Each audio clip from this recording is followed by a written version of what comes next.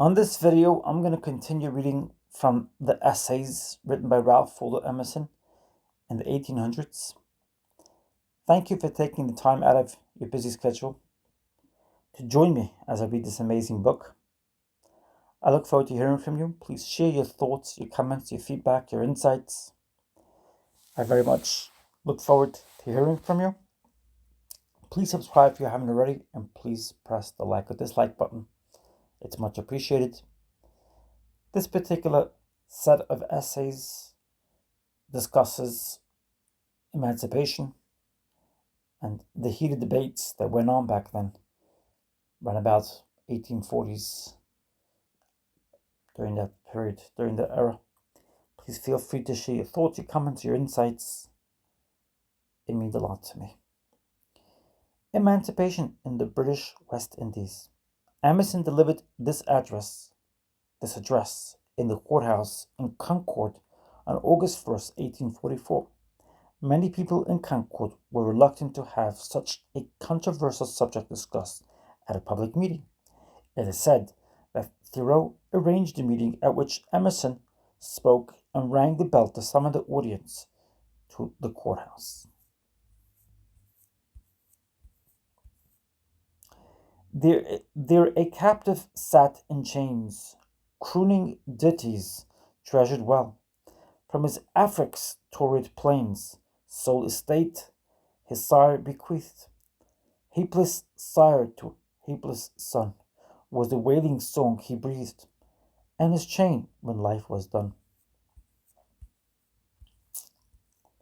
Address. Emancipation in the British West Indies.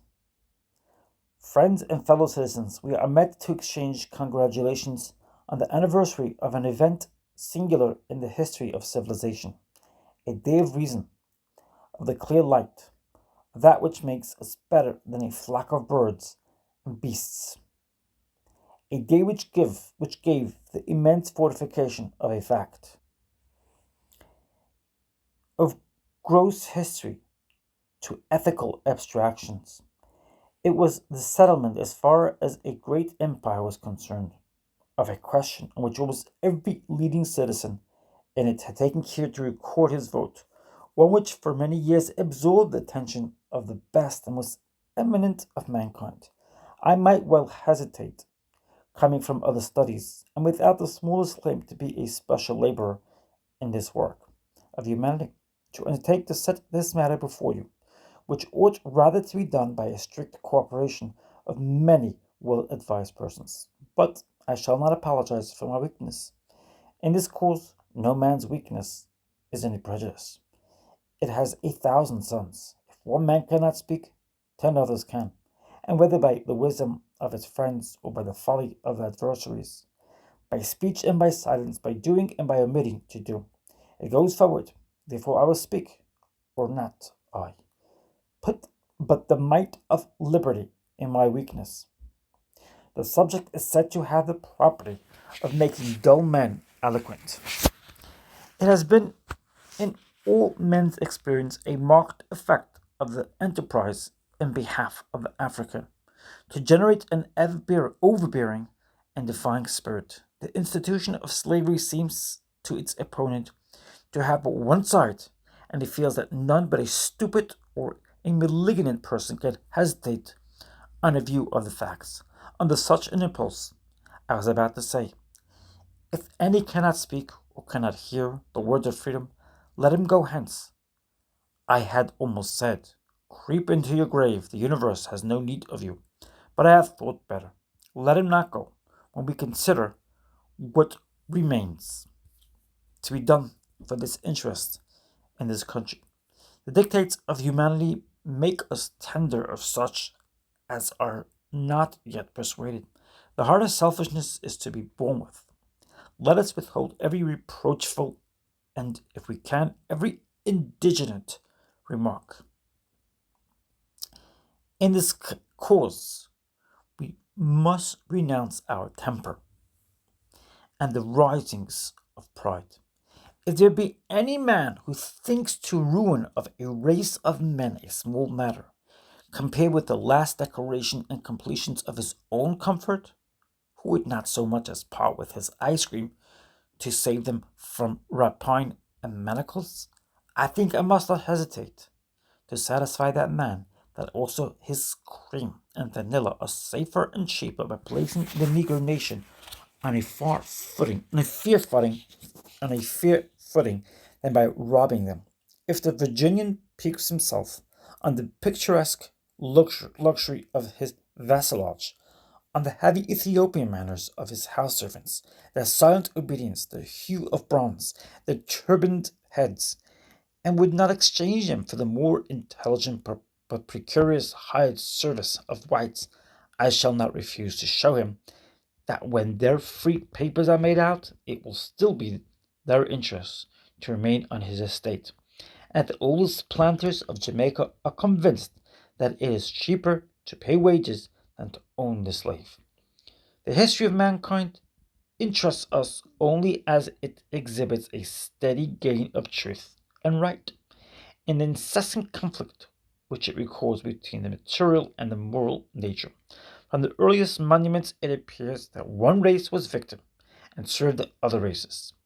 In the oldest temples of Egypt, Negro captives are painted on the tombs of kings in such attitudes as to show that they are on the point of being executed. And Herodotus, our oldest historian, related that the troglodytes hunted the Ethiopians in four-horse chariots. From the earliest time, the Negro had been an article of luxury to the commercial nations.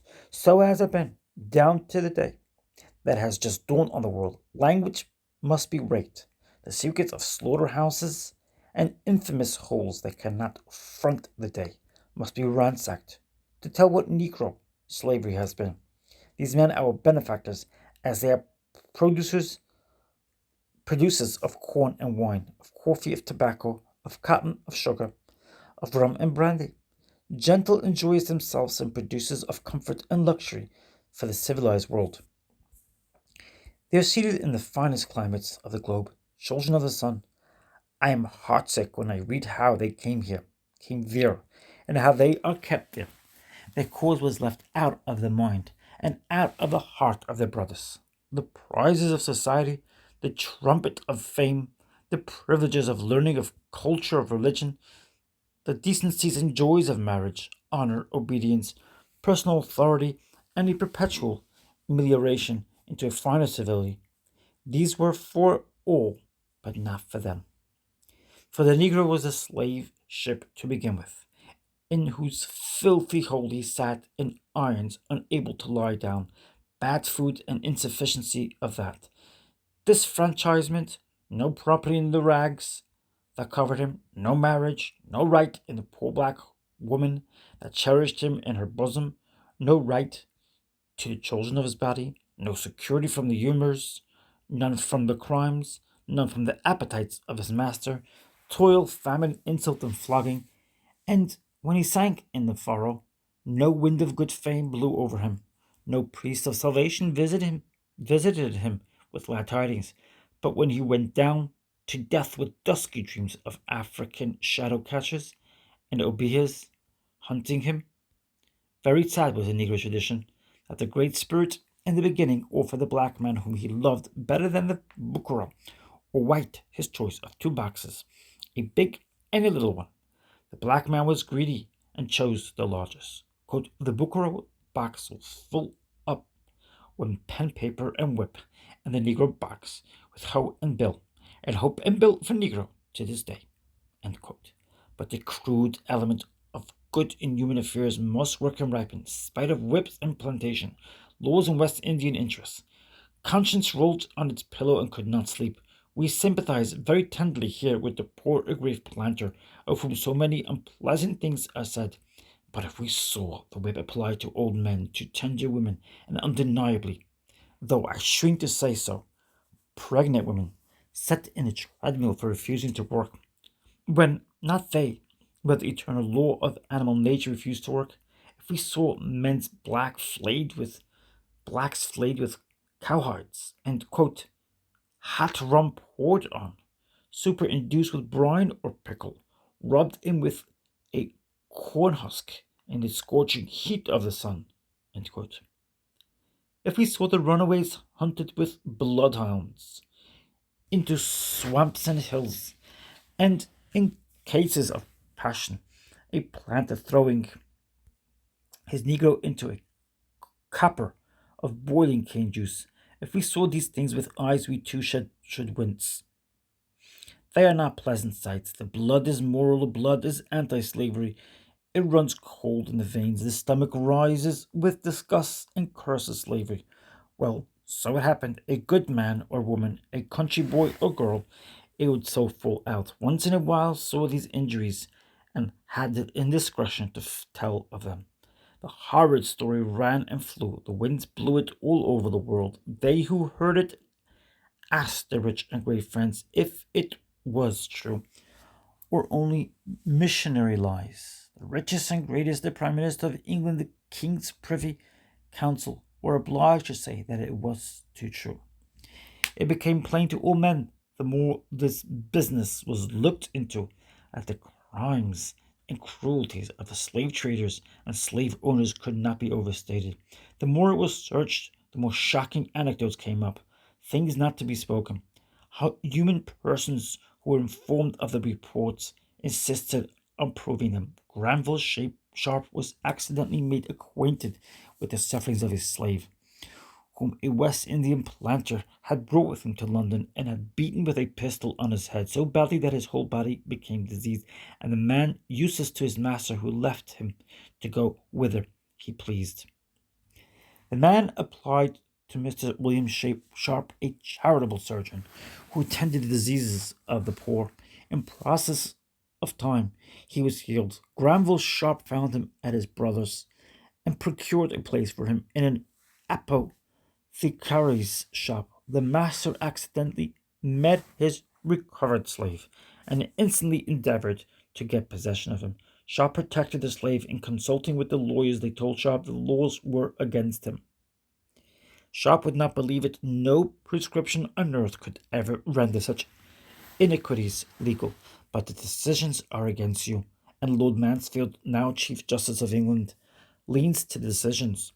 Sharp instantly sat down and gave himself to the study of English law for more than 2 years, until he had proved about the opinions relied on of Talbot and York were incompatible with the former English decisions and with the whole spirit of English law. He published his book in 1769, and he so filled the heads and hearts of his advocates that when he brought the case of George Somerset, another slave, before Lord Mansfield, the slavish decisions were set aside and equity affirmed.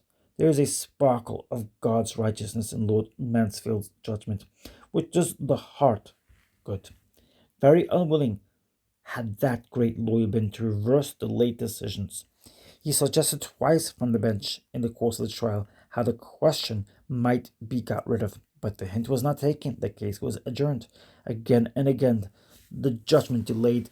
At last, judgment was demanded, and on the 22nd of June, 1772, Lord Mansfield is reported to have decided in these words, quote, "Immemorial usage preserved in the memory of positive law, long after all traces of the occasion, reason, authority, and time of its introduction are lost, and in a case so odious as the condition of slaves must be taken strictly, tracing the subject to natural principles, the claim of slavery never can be supported. The power claimed by this return never was in use here. We cannot say the cause set forth by this return is allowed or approved by the laws of this kingdom, and therefore the man must be discharged." This decision established the principle that the quote, "ear of England is too pure for any slave to breathe." But the wrongs in the islands were not thereby touched. Public attention, however, was drawn that way, and the methods of the stealing and the transportation from Africa became noised abroad. The Quakers got the story in the planned meeting houses and prim dwellings. This dismal agitation got entrance. They were rich, they owned for debt or by inheritance island property. They were religious, tender-hearted men and women, and they had to hear the news and digest it as they could. Six Quakers met in London on the 6th of July, 1783. William Dilwyn, Samuel Hoare, George Harrison, Thomas Knowles, John Lloyd, Joseph Woods, could to consider what step they should take for the relief and liberation of the Negro slaves in the West Indies and for the discouragement of the slave trade on the coast of Africa. They made friends and raised money for the slave. They interested the yearly meeting and all English and all American Quakers. John Woolman of New Jersey was yet an apprentice, was uneasy in his mind when when he was set to write a bill of sale of a Negro for his master. He gave his testimony against the traffic in Maryland and Virginia. Thomas Clarkson was a youth at Cambridge, England, when the subject given out for a Latin prize dissertation was, quote, "It is right to make slaves of others against their will." Let me repeat that. Quote, "Is it right to make slaves of others against their will?" End quote. He wrote an essay and won the prize, but he wrote too well for his own peace. He began to ask himself if these things could be true, and if they were, he could no longer rest. He left Cambridge. He fell in with the six Quakers. They engaged him to act for them. He himself interested Mr. Wilberforce in the matter. The shipmasters in that trade were the greatest miscreants and quality of every barbarity to their own crews. Clarkson went to Bristol, made himself acquainted with the interior of the slave ships and the details of the trade. The facts confirmed his sentiment, quote, that Providence had never made that to be wise which was immoral, and that the slave trade was an impolitic and it was unjust, unquote. That it was found peculiarly fatal to those employed in it. More seamen died in that trade in 1 year than in the whole remaining trade in the country of the country in two. Mr. Pitt and Mr. Fox were drawn into the generous enterprise. In 1788, the House of Commons voted parliamentary inquiry. In 1791, a bill to abolish the trade was brought in by Wilberforce and supported by him, and by Fox and Burke and Pitt, with their utmost ability and faithfulness, resisted by the planters and the whole West Indian interest, and lost. During the next 16 years, 10 times, year after year, the attempt was renewed by Mr. Wilberforce and 10 times defeated by the planters. The king and all the royal family but one were against it. These debates were instructive, as they show on what ground the trade was assailed and defended. Everything generous, wise, and sprightly is sure to come to attack. On the other part are found cold prudence, barefaced selfishness, and silent votes. But the nation was aroused to enthusiasm. Every horrid fact became known. In 1791, 300,000 persons in Britain pledged themselves to abstain from all articles of island produce. The planters were obliged to give way. In 1807, on the 25th of March, the bill passed and the slave trade was abolished. The assailants of slavery had early agreed to limit the political action on this subject to the abolition of the trade, but Granville Sharp, as a matter of conscience, whilst he acted as chairman of the London Committee, felt constrained to record his protest against limitation, declaring that slavery was as much a crime against the divine law as the slave trade. The trade under false flags went on as before. In 1821, according to official documents presented to the American government by the Colonization Society, 200,000 slaves were deported from Africa. Nearly 30,000 were landed in the port of Havana alone. In consequence of the dangers of the trade growing out of the act of abolition, ships were built sharp for swiftness, and with a frightful disregard of the comfort of the victims they were destined to transport. They carried 5, 6, even 700 stowed in a ship built so narrow as to be unsafe, being made just broad enough on the beam to keep the sea. In attempting to make its escape from the pursuit of a man of war, one ship flung 500 slaves alive into the sea. These facts went into Parliament in the islands in the islands was an ominous state of cruel and licentious society. Every house had a dungeon attached to it. Every slave was worked by the whip. There is no end to the tragic anecdotes in the municipal records of the colonies. The boy was said to strip and flog his own mother to blood for a small offense, looking in the face of his master by the Negro, who was held to be violent by the island courts. He was worked 16 hours, and his ration by law in some islands was a pint of flour and one salt herring a day. He suffered insults, stripes, mutilation at the humor of the master. Iron collars were riveted on their necks with iron prongs 10 inches long. Capsicum pepper was rubbed in the eyes of the females, and they were done to death with the most shocking levity between the master and manager, without fine or inquiry. And last, some Quakers, Moravians, and Wesleyan and Baptist missionaries, following in the steps of Carey and Ward in the West Indies, had been moved to come and cheer the poor victim with the hope of some reparation. In a future world of the wrongs he suffered in this, these missionaries were persecuted by the planters, their lives threatened, their chapels burned, and the Negroes furiously forbidden to go near them. These outrages rekindled the flame of British indignation. Petitions poured into Parliament. 1 million persons signed their names to these, and in 1833, on the 14th of May, Lord Stanley, Minister of the Colonies, introduced into the House of Commons his bill for the emancipation.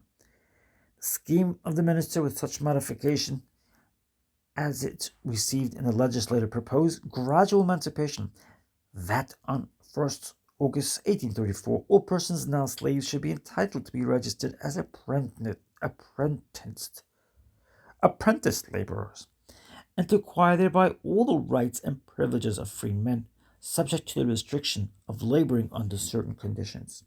These conditions were that the predials should owe 3/4 of the profit of their labor to their masters for 6 years, and the non-predials for 4 years. The other fourth of the apprentice's time was to be his own, which he might sell to his master or to other persons, and at the end of a term of years fixed he should be free. With these provisions and conditions, the bill proceeds in the 12th section in the following terms: quote, "Be it enacted that all and every person who on the 1st August 1834 shall be holden in slavery within any such British colony as aforesaid, shall upon and from and after the said 1st August become and be to all intents and purposes free, and discharged of and from all manner of slavery, and shall be absolutely and forever manumitted, and that the children thereafter born to any such persons and the offspring of such children shall in like manner be free from their birth, and that from and after the 1st August 1834 slavery shall be and is hereby utterly and forever abolished and declared unlawful throughout the British colonies, plantations, and possessions abroad." End quote. The ministers, having estimated the slave products of the colonies an annual export of sugar, rum, and coffee of £1.5 million per annum, estimated the total value of the slave property at £30 million sterling, and proposed to give the planters as a compensation for so much of the slaves' time as the act took from them, £20 million sterling, to be divided into 19 shares for the 19 colonies, and so to be distributed to the owners of slaves by commissioners whose appointment and duties were regulated by the act. After much debate, the bill passed by large majorities. The apprenticeship system is understood to have proceeded from Lord Brougham, and was by him urged on his colleagues, who, it is said, were inclined to the policy of immediate emancipation. The colonial legislators received the Act of Parliament with various degrees of displeasure, and of course every provision of the bill was criticized with severity. The new relation between the master and the apprentice, it was feared, would be mischievous, for the bill required the appointment of magistrates who should hear every complaint of the apprentice and see that justice was done him. It was feared that the interest of the master and servant would now produce perpetual discord between them. And the island of Antigua, containing 37,000 people, 30,000 being Negroes, these objections had such weight that the legislature rejected the apprenticeship system and adopted absolute emancipation. And the other islands, the system of the ministry was accepted. The reception of it by the Negro population was equal in nobleness to the deed. The Negroes were called together by the missionaries and by the planters, and the news explained to them.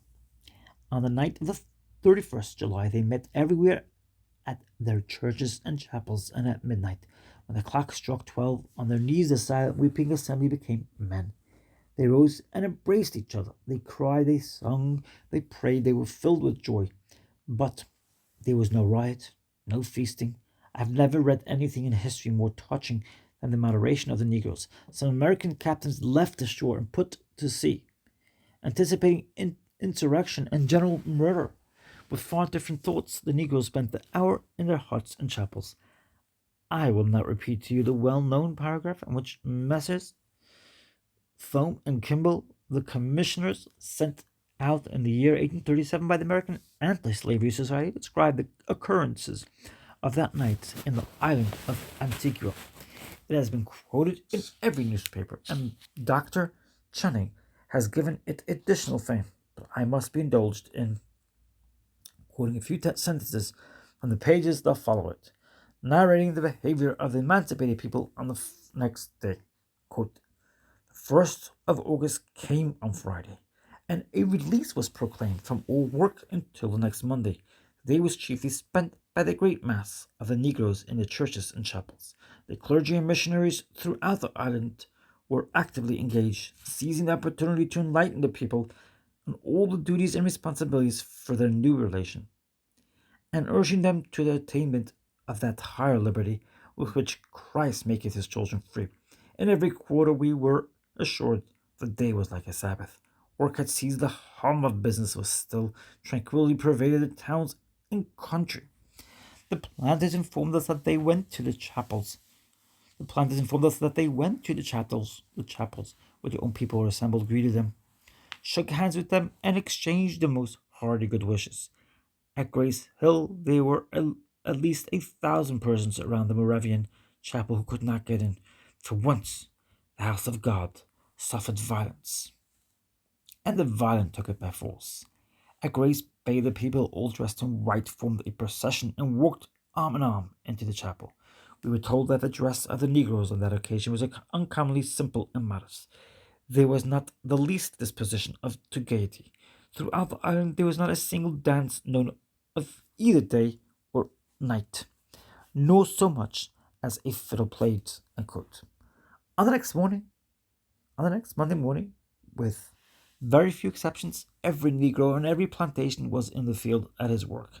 In some places they waited to see their master, to know what bargain he would make, but for the most part throughout the islands nothing painful occurred.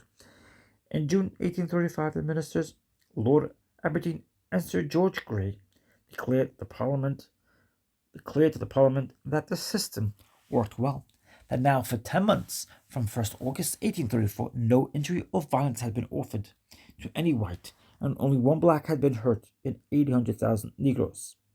And contrary to many sinister predictions, that the new crop of island produce would not fall short of that of the last year. But the habit of oppression was not destroyed by a law and a day of jubilee. It soon appeared in all the islands that the planters were disposed to use their old privileges and overlook the apprentices, to take from them under various pretenses the fourth part of their time, and to exert the same licentious despotism as before. The Negroes complained to the magistrates and to the governor in the island of Jamaica. This ill blood continually grew worse. The governors, Lord Belmore, the Earl of Sligo, and afterwards Sir Lionel Smith, a governor of their own class, who had been sent out to gratify the planters, threw themselves on the side of the oppressed, and were at constant quarrel with angry and bilious island legislators. Nothing can exceed the ill humor and sulkiness of the trustees of this assembly. I may here express a general remark where the history of slavery seems to justify that it is not founded solely on the avarice of the planter. We sometimes say the planter does not want slaves, he only wants the immunities and the luxuries which the slaves yield him. Give him money, give him a machine that will yield him as much money as the slaves, and he will thankfully let them go. He has no love of slavery, he wants luxury, and he will pay even this price of crime and danger for it. But I think experience does not warrant this favorable distinction, but shows that the existence beside the covetousness of a bitter element, the love of power, the voluptuousness of holding a human being in his absolute control. We sometimes observe that spoiled children contract a habit of annoying quite wantonly those who have charge of them, and seem to measure their own sense of well being not by what they do, but the degree of reaction they can cause. It is vain to get rid of them by not minding them. If pouring and humming is not noticed, they sequel and screech. Then, if you child and console them, they find the experiment succeeds, and they begin again. The child will sit in your arms contented, provided you do nothing. If you take a book and read, he commences hostile operations. The planter is a spoiled child of his unnatural habits, and has contracted, in his indolent and luxurious climate, the need of excitement by irritating and tormenting his slave. So Lionel Smith defended the poor Negro girls, prey to the licentious of the planters. They shall not be whipped with tamarind rods if they do not comply with their master's will. He defended the Negro women. They should not be made to dig the cane holes, which is the very hardest of the field work. He defended the Baptist preachers and the stipendiary magistrates, who are the Negro's friends, for the power of the planter. The power of the planter, however, to oppress was greater than the power of the apprentice, and of his guardians to withstand. Lord Brougham and Mr. Bruxton declared that the planter had not fulfilled his part in the contract, whilst the apprentices had fulfilled theirs, and demanded that the emancipation should be hastened and the apprenticeship abolished.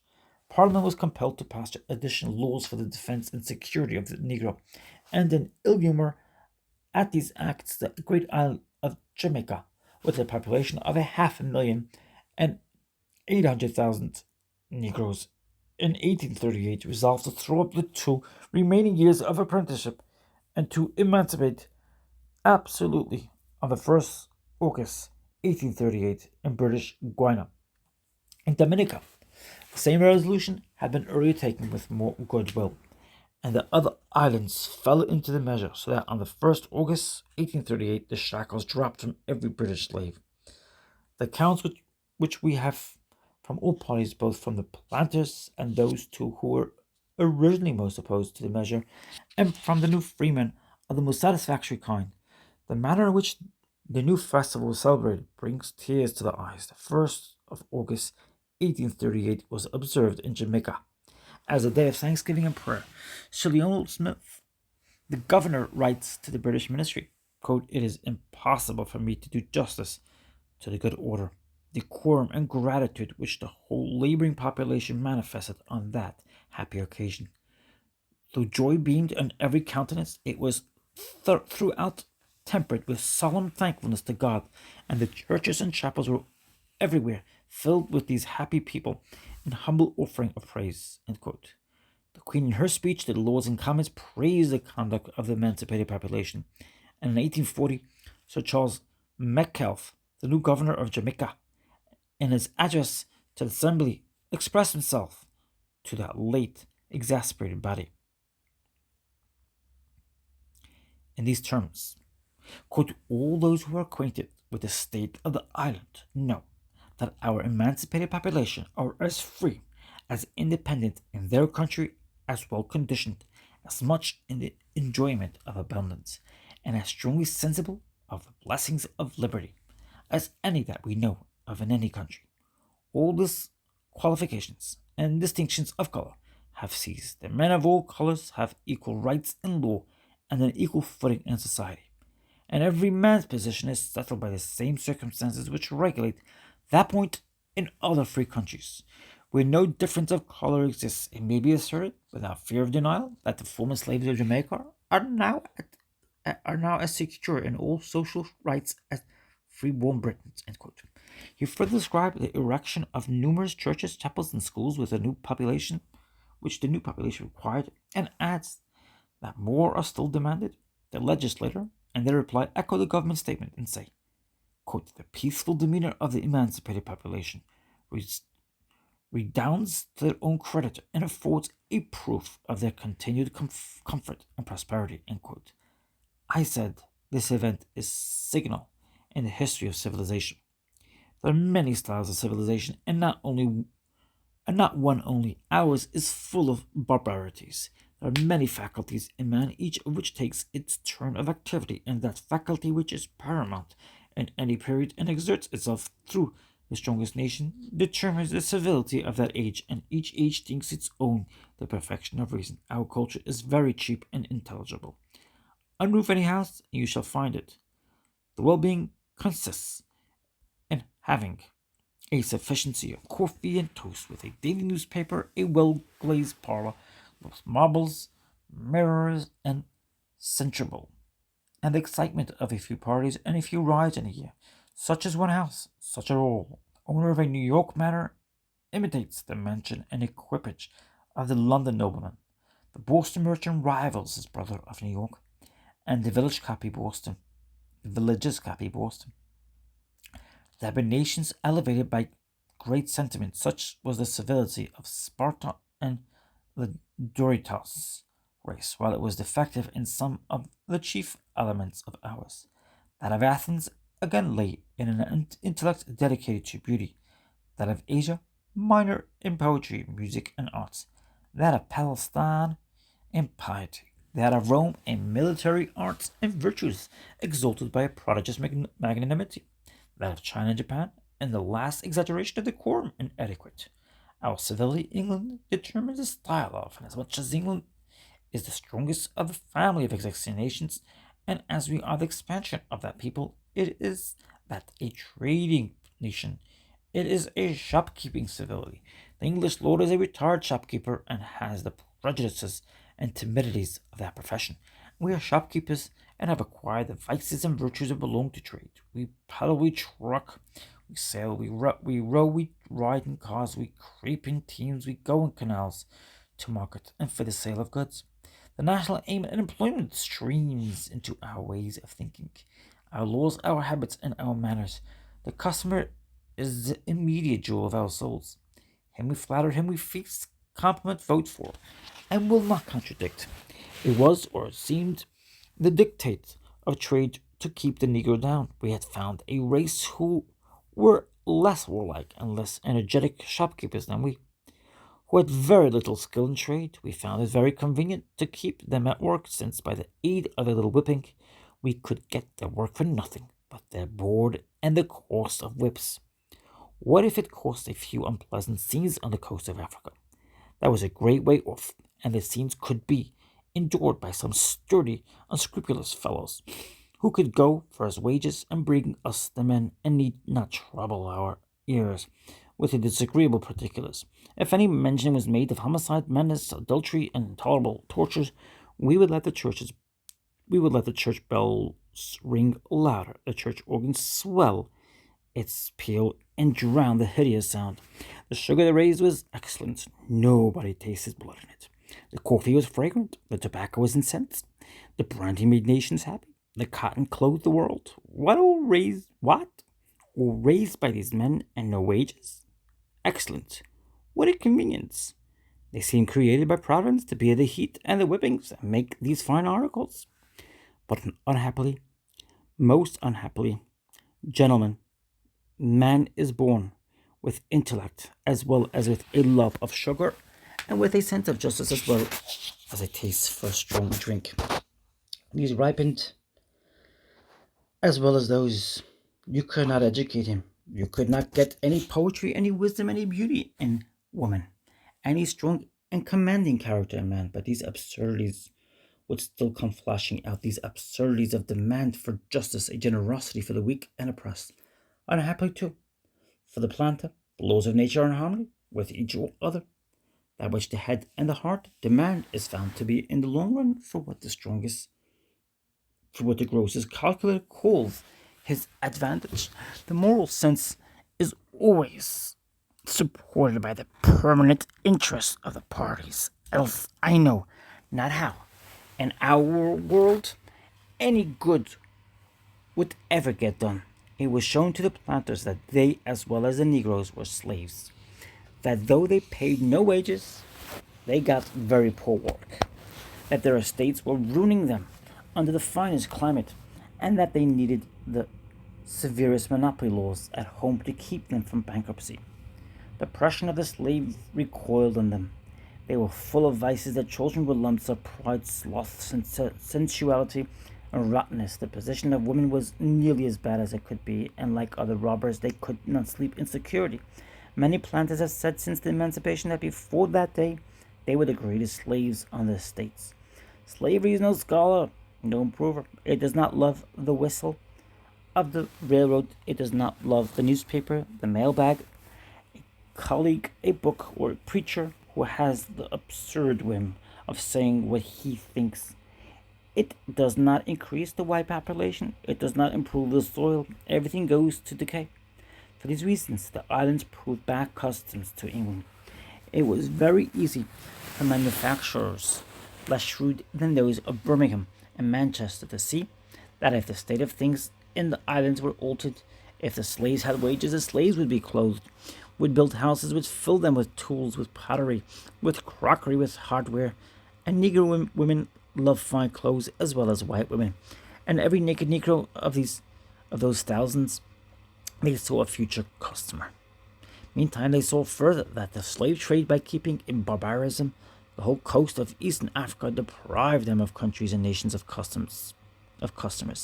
If once freedom and civility and European manners could get a foothold there, but the trade could not be abolished, whilst these hungry West India market, with an appetite like the grave, cried, "More, more, bring me 100 a day." They could not accept any mitigation in the madness of the poor African war chiefs.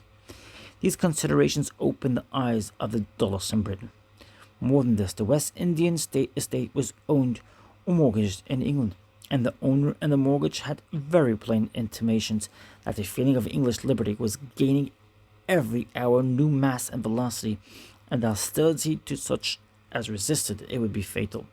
The House of Commons would destroy the protection of island produce and interfere in England politics and the island legislation, so they hastened to make the best of their position and accept the bill.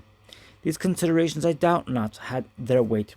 The interest of trade, the interest of the revenue, and moreover the good fame of the action. It was inevitable that men should feel their motives, but they do not appear to have had any excessive or unreasonable weight. On reviewing this history, I think the whole transaction reflects infinite honor on the people and Parliament of England. It was a stately spectacle to see the cause of human rights argued with so much patience and generosity, and with such a mass of evidence before the powerful people. It is a creditable incident in the history that when in 1789, the first Privy Council report of evidence on the trade, a bulky folio embodying all the facts which the London Committee had been engaged for years in collecting, and all the examinations for the Council, was presented to the House of Commons, a late day being named for the discussion.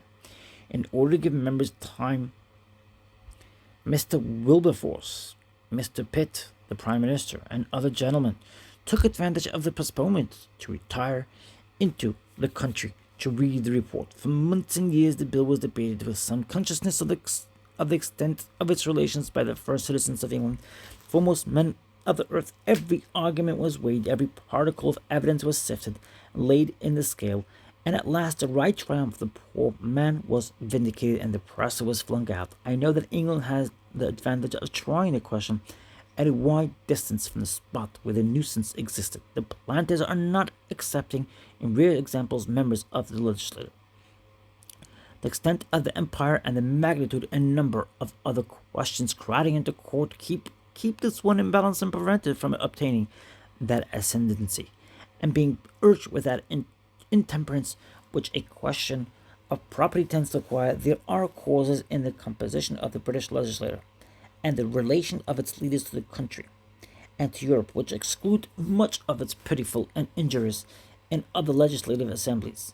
From these reasons, the question was discussed with a rare independence and magnanimity. It was not narrowed down to a paltry electioneering trap, and I must say, delight in justice, and honest tenderness for the poor Negro, for man suffering these wrongs, combined with the national pride which refuses to give the support of English soil or the protection of the English flag to these disgusting violations of nature. Forgive me, fellow citizens, if I own to you that in the last few days that my attention has been copied with this history. I have not been able to read a page of it without the most painful comparisons. While I have read of England, I have thought of New England.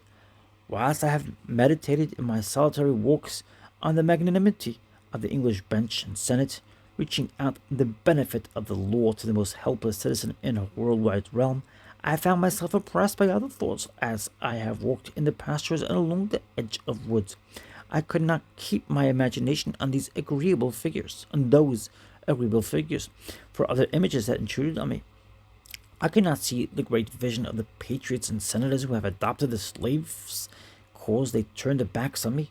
No, I see other pictures of me men. I see very poor, very ill-clothed, very ignorant men, not surrounded by happy friends, to be plain poor black men of obscure employment as mariners, cooks, or stewards in ships, yet citizens of this our Commonwealth of Massachusetts, freeborn, whom the slave laws of the states of South Carolina, Georgia, and Louisiana have arrested, and the vessels in which they visited those ports, and shut up in jail so long as the vessel remained in port, with a stringent addition that if the shipmaster fails to pay the cost of his official arrest and put in jail, these citizens are to be sold for slaves to pay that expense. These men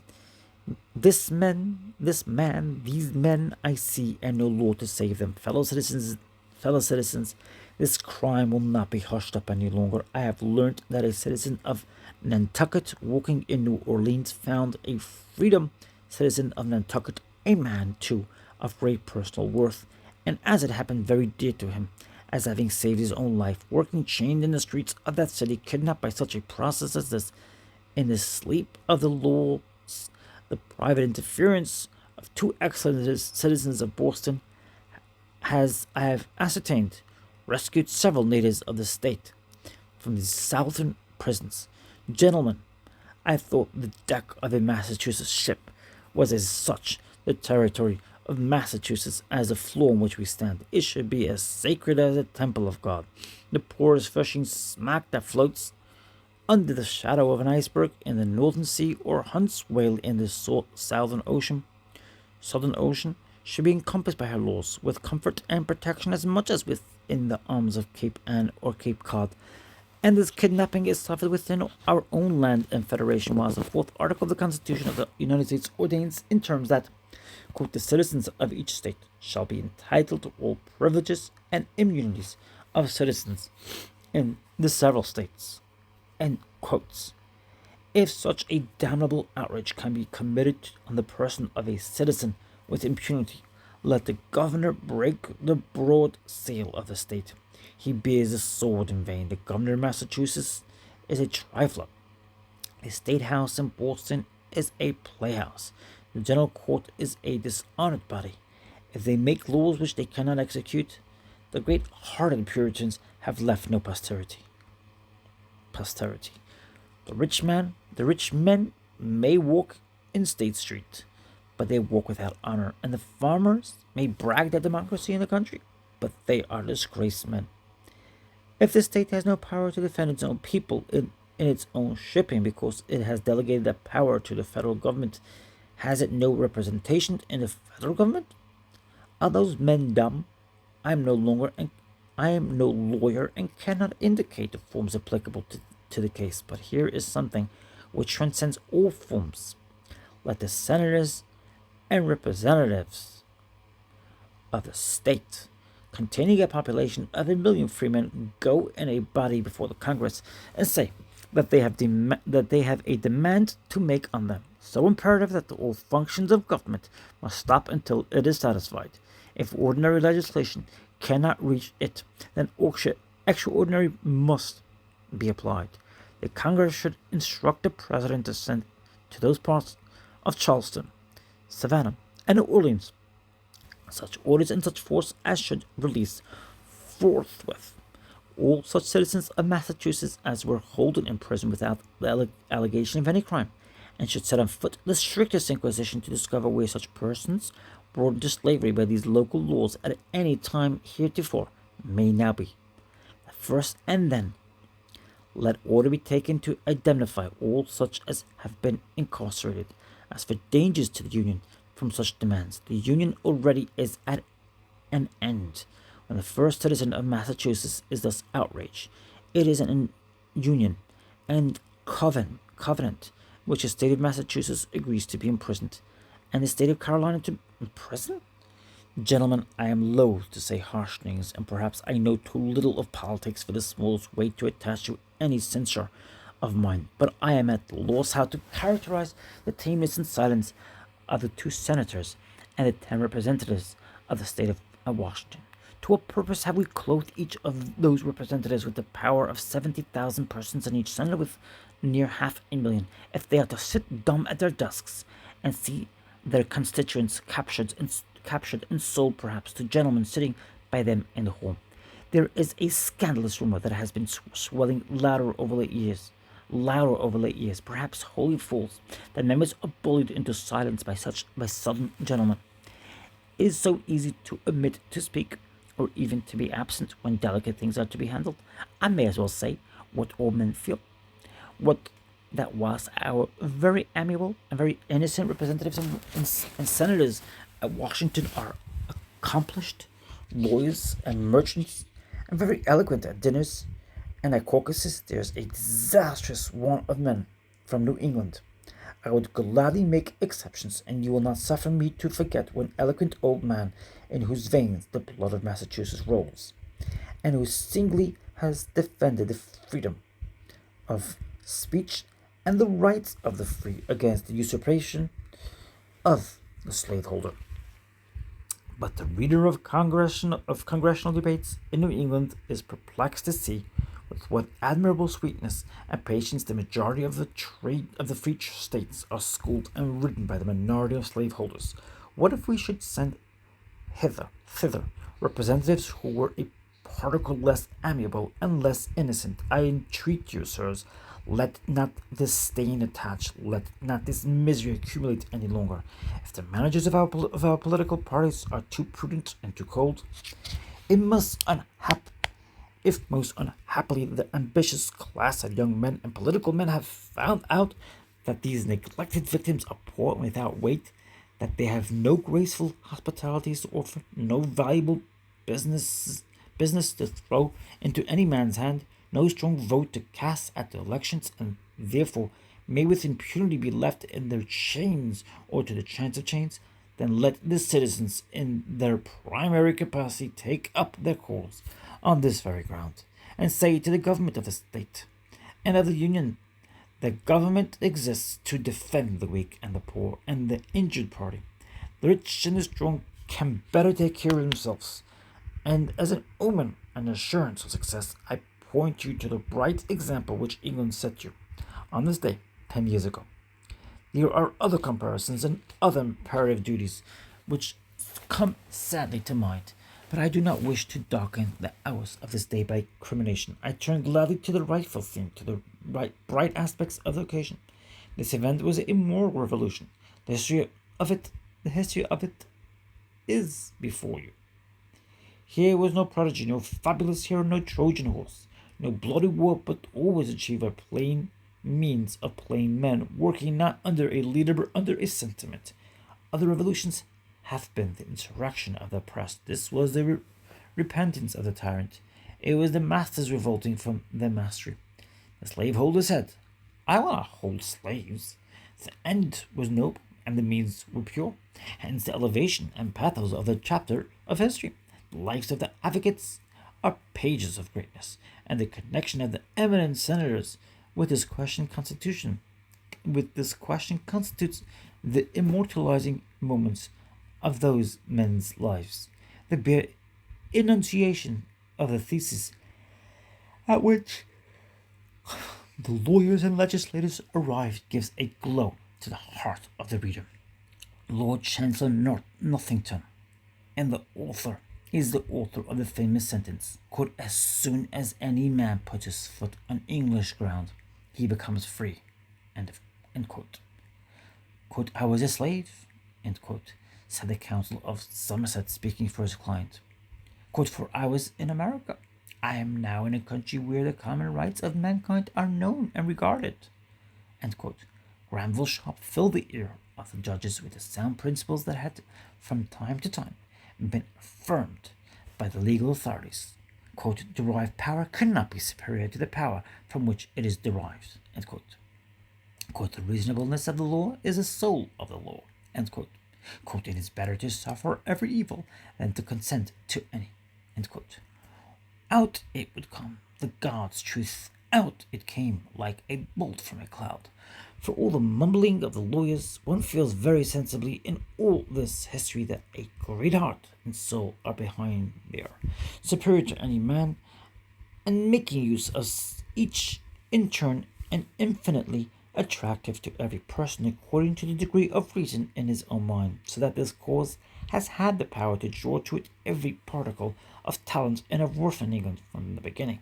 All the great geniuses of the British Senate, Fox Pitt, Perk Grenville, Sheridan Gray, Canning, ranged themselves on his side. The poet Cowper wrote for it.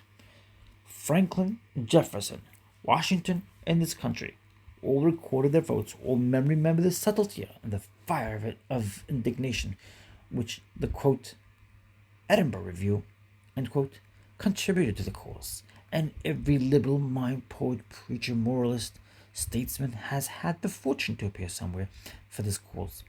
On the other part appeared the reign of pounds and shillings and all manner of rage and stupidity, a resistance which drew from Mr. Huddlestone in Parliament the observation, quote, that a curse attended his trade, even in the mode of defending it, by a certain fatality. None but the vilest arguments were brought forward, which corrupted the very persons who used them. Every one of these was built on the narrow ground of interests of pecuniary profit, all sort of gain, in opposition to every motive that had reference to humanity, justice, and religion, or that great principle which comprehended them all. End quote. This moral force perpetually reinforces and dignifies the friends of his causes. It gave that tenacity to their point, which has ensured ultimate triumph, and it gave that superiority in reason, and imagery, and eloquence, which makes in all countries anti-slavery meetings so attractive to the people, and has made it a proverb in Massachusetts that, quote, eloquence is dog cheap at the anti-slavery chapel, end quote.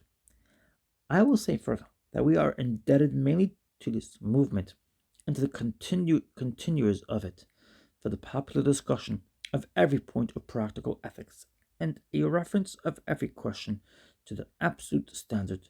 It is notorious that the political, religious, and social schemes with which the minds of men are now most occupied have been matured or at least broached in the free and daring discussions of these assemblies. Men have become aware, through the emancipation and kindred events of the presence of powers which in their days of darkness they had overlooked. Virtuous men will not again rely on political agents. They have found out the deleterious effect of political association.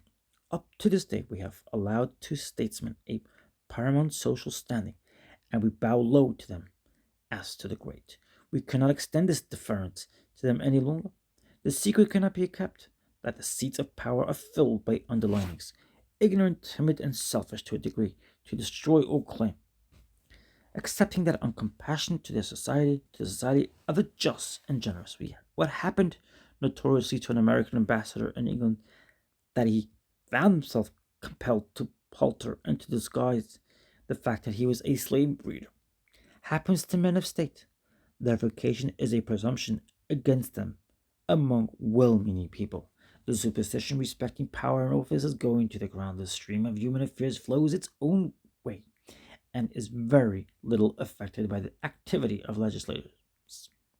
What great masses of men with which done will be done, and they do not wish it for a freak, but because it is their state and natural end, there are now other energies than force, other than political, which no man in future can allow himself to disregard.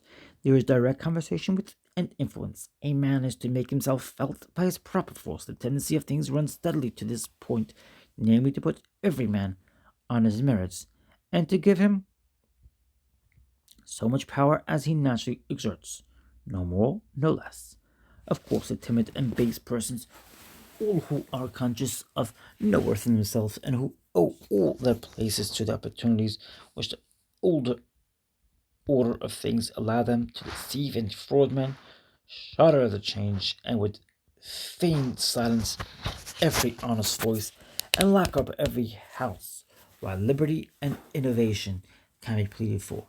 They would raise mobs for fears very cruel. But the strong and healthy yeomen and husbands of the land, the self-sustaining class of inventive and industrious men, fear no competition of superiority.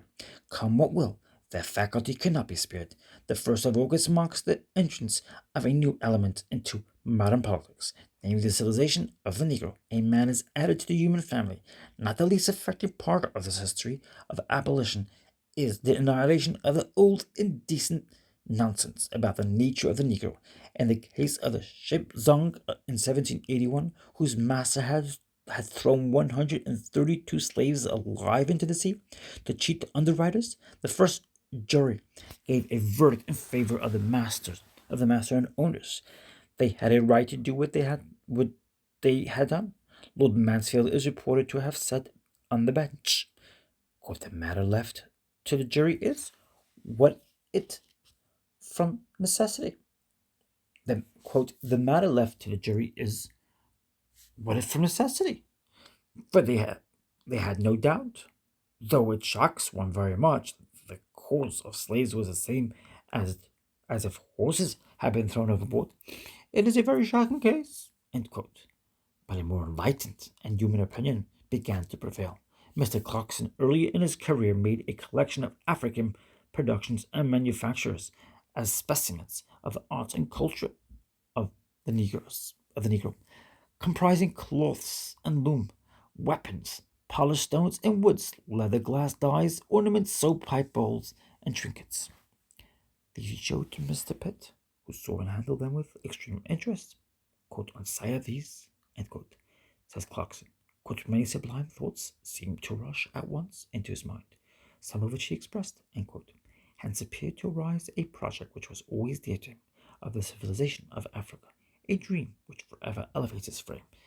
In 1791, Mr. Wilberforce announced to the House of Commons, quote, "We have already gained one victory. We have obtained for these poor creatures the recognition of the human nature, which for a time was most shamefully denied them." End quote. It was a sarcasm of Montesquieu. Quote, "It would not do to suppose that Negroes were men, lest it should turn out the whites were not. Lest it should turn out that whites were not." End quote. For the white has for ages done what he could do, what he could to keep the Negro in that hoggish state. His laws have been furious. It now appears that the Negro race is, more than any other, susceptible of rapid civilization. The emancipation is observed in the islands to have wrought for the Negro a benefit as sudden as when a thermometer is brought out of the shade into the sun. It has given him eyes and ears, if before he was taxed with such stupidity or such defective vision that he could not set a table square to the walls of an apartment, he is now the principal, if not the only mechanic in the West Indies, and is besides an architect, a physician, a lawyer, a magistrate, an editor, and a valued and increasing political power. The recent testimonies of Sturge, of Thumb and Kimball, of Gurney and Filipino are very explicit on this point. The capacity and the success of the colored and the black population is an employment of skill, of profit, and of trust, and best of all is a testimony to the moderation. They receive hints and advances from the whites that they will be gladly received as subscribers to the exchange, as members of this or that committee of trust. They hold back and say to each other that, quote, social position is not to be gained by pushing, end quote. I have said that this event interests us because it came mainly from the concession of the whites. I add that in part it is the earning of the blacks. They won the pity and respect which they have received by their powers and native endowments. I think this a circumstance of the highest import. Their whole future is in it. Our planet before the age of written history had its races of savages, like the generations of sour paste or the animal animalculous animalcules that wiggle and bite in a drop of putrid water. Who cares for these or for their wars? We do not wish a world of bugs or of birds, neither afterward of Scythians, Cariabs, or Phrygies. The grand style of nature. Her great period is all we observe in them. Who cares for oppressing whites or oppressed blacks 20 centuries ago? More than for bad dreams. Eaters and food are in the harmony of nature, and there too is the germ forever protected, unfolding gigantic leaf after leaf, a new flower, a richer fruit in every period. Yet its next product is never guessed. It will only save what is worth saving, and it saves not by compassion, not by power. It appoints no police to guard the lion, but his teeth and claws, no fort or city for the bird, but his wings, no rescue for flies and mites, but their spawning numbers, which no ravages can overcome. It deals with men after the same manner. If they are rude and foolish, down they must go. When at last, in a race, a new principle appears, an idea that conserves it.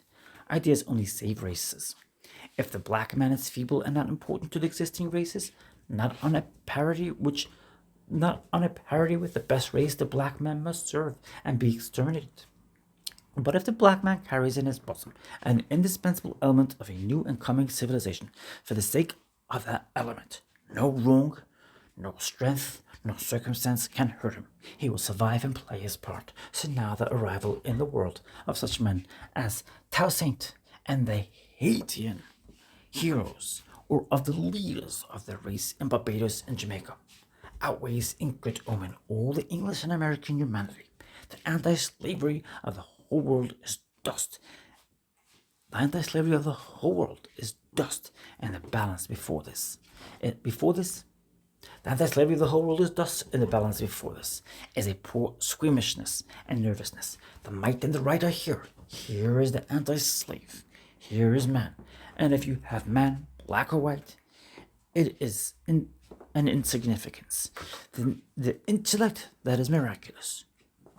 Who has it? Has a talisman? His skin and bones, though they were of the color of night, are transparent, and everlasting stars shine through, with attractive beams. But a comparison for that which is not and cannot be useful or lovely is degrading and futile. All the songs in newspapers and money subscriptions and vituperation of such as do not think with us will avail nothing against a fact. I say to you, you must save yourself, black or white, man or woman. Other help is none. I see the occasion of this jubilee to be the proud discovery that the black race can contend with the white, that in the great anthem which we call history, a piece of many parts and vast compass, after playing a long time, a very long and subdued accompaniment, they perceive the time arrived when they can strike with effect and take a massive part in the music. The civility of the world has reached that their more moral genius is becoming indispensable, and the quality of this race is to be honored for itself. For this, they have been preserved in sandy deserts, in rice swamps, in kitchens, and in shoe shops. So long now let them emerge, clothed and in their own form. There remains the very elevated consideration which the subject opens, but which belongs to more abstract views than we are now making. This, namely, that the civility of no race can be perfect whilst another race is degraded. It is a doctrine alike of the oldest and of the newest philosophy, that man is one, and that you cannot injure any member without a sympathetic injury to all the members. America is not civil, whilst Africa is barbarous. I'll repeat that so we don't get that wrong. It is a doctrine alike of the oldest and the newest philosophy, that man is one, and that you cannot injure any member without a sympathetic injury to all the members. America is not civil, while Africa is barbarous. These considerations seem to leave no choice for the action of the intellect and the conscience of the country. There have been moments in this, as well as in every piece of moral history, when there seemed room for the infusions of a skeptical philosophy, when it seemed doubtful whether brute force would not triumph in the eternal struggle. I doubt not that sometimes a despairing Negro, when jumping over the ship's sides to escape from the white devils who surrounded him, has believed there was no vindication of right. It is horrible to think of, but it seemed so. I doubt not that sometimes the Negro's friend, in the face of scornful and brutal hundreds of traders and drivers, has felt his heart sink.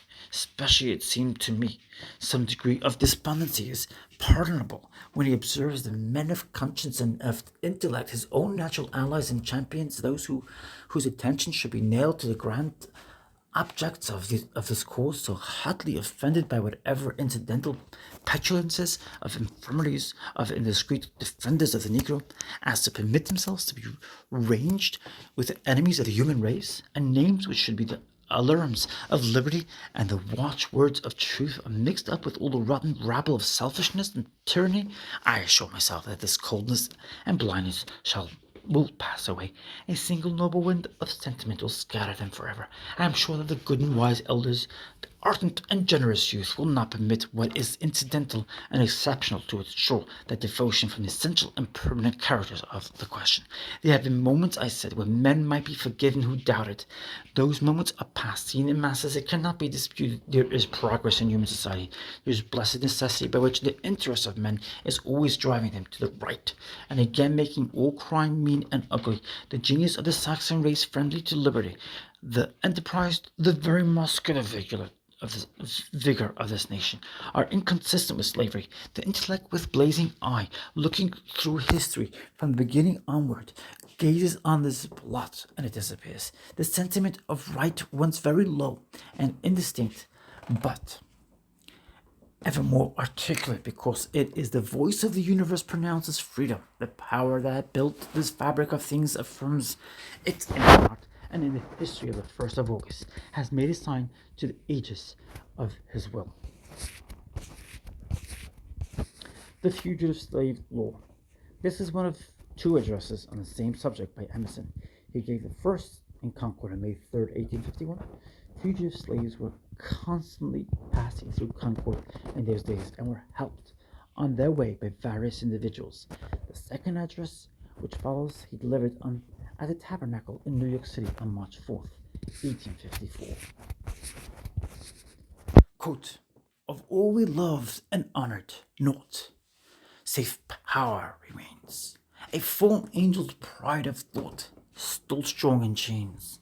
All else is gone. From those great eyes, the soul has fled. When faith is lost, when honor dies, the man is dead." End quote. Whittier Ichabod.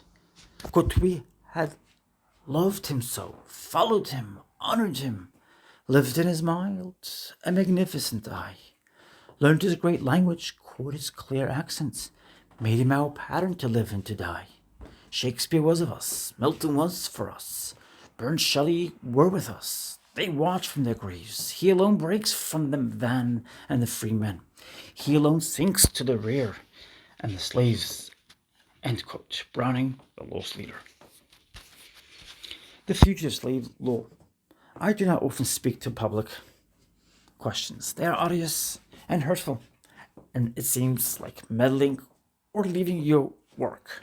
I have my own spirits in prison, spirits in deeper prisons, whom no man visits if I do not.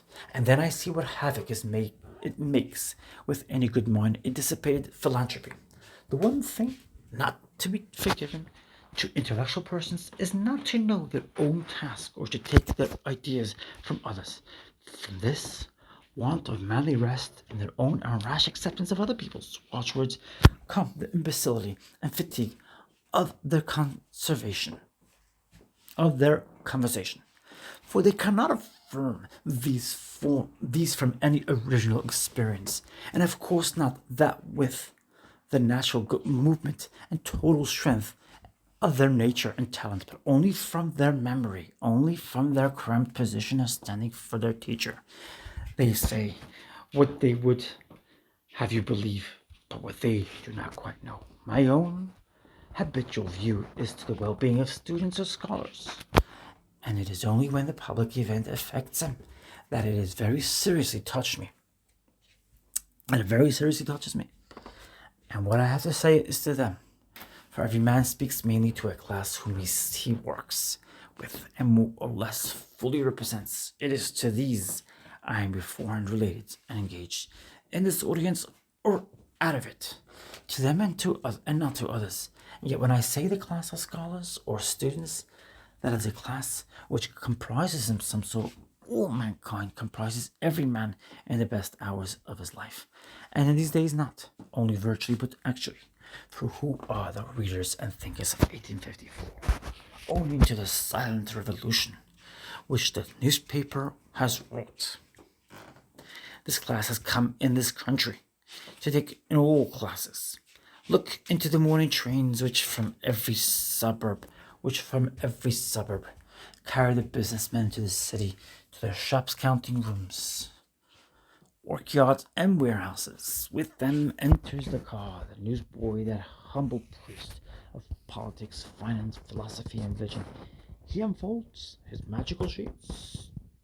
2 pence a head of his bread of knowledge course, and instantly the entire rectangular assembly, fresh from their breakfast, are bending as one man to their second breakfast. There's no doubt chaff enough in what he brings, but there is fact, thoughts and wisdom in the crude mass from all religions, from all regions of the world. I have lived all my life without suffering any known inconvenience from American slavery. I never saw it. I never heard the whip. I never felt the check on my free speech. An action until the other day when Mr. Webster, by his personal influence, brought the fugitive slave law on the country. I say Mr. Webster, for though the bill was not his, it is yet notorious that he was the life and soul of it, that he gave it all he had. It cost him his life, and under the shadow of his great name, inferior men sheltered themselves through their ballots for it, and made the law. I say inferior men, they were all sorts of what are called brilliant men, accomplished men of high station, a president of the United States, senators, men of eloquent speech, but men without self-respect, without character. And it was strange to see that office, age, fame, talent, even in repute for honesty will count for nothing. They had no opinions, they had no memory for what they had been saying. Like the Lord's Prayer all the lifetime, they were only looking to what their great captain did. If he jumped, they jumped. If he stood on his head, they did. In ordinary, the supposed sense of their district and state is a guide, and that holds them to the part of liberty and justice. But it is always a little difficult to decipher what this public sense is. And when a great man comes who knots up into himself the opinions and wishes of the people, it is so much easier to follow as an expedient. Yes, he too is responsible. They will not be. It will always suffice to say, quote, I followed him, end quote. I saw plainly the great show, the legitimate power in nothing, more than in their power to misguide us. I saw that a great man deservedly, admired for his powers and the general right direction, was able, fault of total want of stamina in public men, when he failed to break them all with him, to carry parties with him. And what I have to say of Mr. Webster, I do not confound him with vulgar politicians. Before or since, there is always base ambition enough. Men who calculate on immense ignorance of the masses. That is their clarion fund. They use the constituents at home only for their shoes. And of course they can drive it out from the compass. Any honorable man. The low can best win the low, and all men like to be made much of. There are those too who have power and inspiration only to do ill. That talent or the faculty deserts them when they undertake anything right. Mr. Webster had a natural ascendancy of aspect and carriage which distinguished him over all his contemporaries. His countenance, his figure, and his manners were all in so grand a style that he was, without effort, as superior to his most eminent rivals as they were to the humblest, so that his arrival in any place was an event which drew crowds of people who went to satisfy their eyes and could not see him enough. I think they looked at him as a representative of the American continent. He was there in his academic capacity, as if he alone of all men did not disappoint the eye and the ear, but was a bit figure in the landscape. I remember his appearance at Bunker's Hill. There was a monument, and here was Webster. He knew well that a little more or less of rhetoric signified nothing. He was only to say plain and equal things, grand things if he had them, and if he had them not, only to abstain from saying unfit things, and the whole occasion was answered by his presence. It was a place for behavior more than for speech, and Mr. Webster walked through his part with entire success. His excellent organization, the perfection of his elocution, and all that hitherto belongs. Voice, accent, intonation, attitude, manner, we shall not soon find again. Then he was so thoroughly simple and wise in his rhetoric. He saw through his matter how this fact so close. Went to the principle or essential, and never indulged in a weak flourish, though he knew perfectly well how to make such exordiums, episodes, and perorations as might give perspective to his harangues without in the least embarrassing his march or confounding his transitions. In his statement things lay in daylight. We saw them in order as they were. Though he knew very well how to present his own personal claims, yet in his argument he was intellectual, stated his fact pure of all personality, so that his splendid wrath, when his eyes became lamps, was the wrath of the fact and the cause he stood for. His power, like that of all great masters, was not in excellent parts, but was total. He had a great and everywhere equal propriety. He worked with that closeness of adhesion to the matter in hand which a joiner or a chemist uses, and the same quiet and short feeling of right to his place that an oak or a mountain have to theirs. After all his talents have been described, there remains that perfect propriety which animated all the details of the action or speech with the character of the whole, so that his beauties of detail are endless. He seemed born for the bar, born for the Senate, and took very naturally a leading part in large private and in public affairs, for his head distributed things in their right places, and what he saw so well he compelled other people to see also. Great is the privilege of eloquence. What gratitude does every man feel to him who speaks well for the right, who translates truth into language entirely plain and clear. The history of this country has given a disastrous importance to the defects of this great man's mind, whether evil influences and the corruption of politics, or whether original infirmity. It was the misfortune of his country that with his large understanding he had not what is better than intellect and the source of its health. It is a law of our nature that great thoughts come from the heart. If his moral sensibility had been proportioned to the force of his understanding, what limits could have been set to his genius and beneficent power? But he wanted that deep source of inspiration, hence a sterility of thought, for want of generalization in his speeches, and the curious fact that, with a general ability which impresses all the world, there is not a single general remark, not an observation on life and manners, not an aphorism that can pass into literature from his writings. 4 years ago tonight, on one of those high critical moments in history, when great issues are determined, when the powers of right and wrong are mustered for conflict, and it lies with one man to give a casting vote, Mr. Webster most unexpectedly threw his whole weight on the side of slavery, and caused by his personal and official authority the passage of the Fugitive Slave Bill. It is remarked of the Americans that they value dexterity too much and honor too little, that they think they praise a man more by saying that he is, quote, smart, end quote, than by saying that he is right.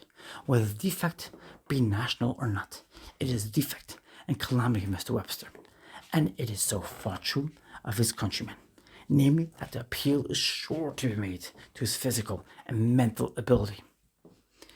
When its character is assailed, the speeches on the 7th of March, and at Albany, at Buffalo, at Syracuse and Boston are cited in justification, and Mr. Webster's literary editor believes that it was his wish to rest his fame on the speech of the 7th of March. Now, though, I have my own opinions on the 7th of March discourse and those others, and think them very transparent and very open to criticism. Yet the secondary merits of his speech, namely its logic, its illustrations, its points, etc., are not here in question. Nobody doubts that Daniel Webster could make a good speech. Nobody doubts that there were good and plausible things to be said on the part of the South. But this is not a question of ingenuity, not a question of syllogisms, but of sides. How came he there? There are always texts and thoughts and arguments, but it is the genius and temper of the man which decides whether he will stand for right or for might, who doubts the power of any fluent debater to defend either of our political parties or any client in our courts. There was the same law in England for Jeffreys and Talbot and York to read slavery out of, and for Lord Mansfield to read freedom.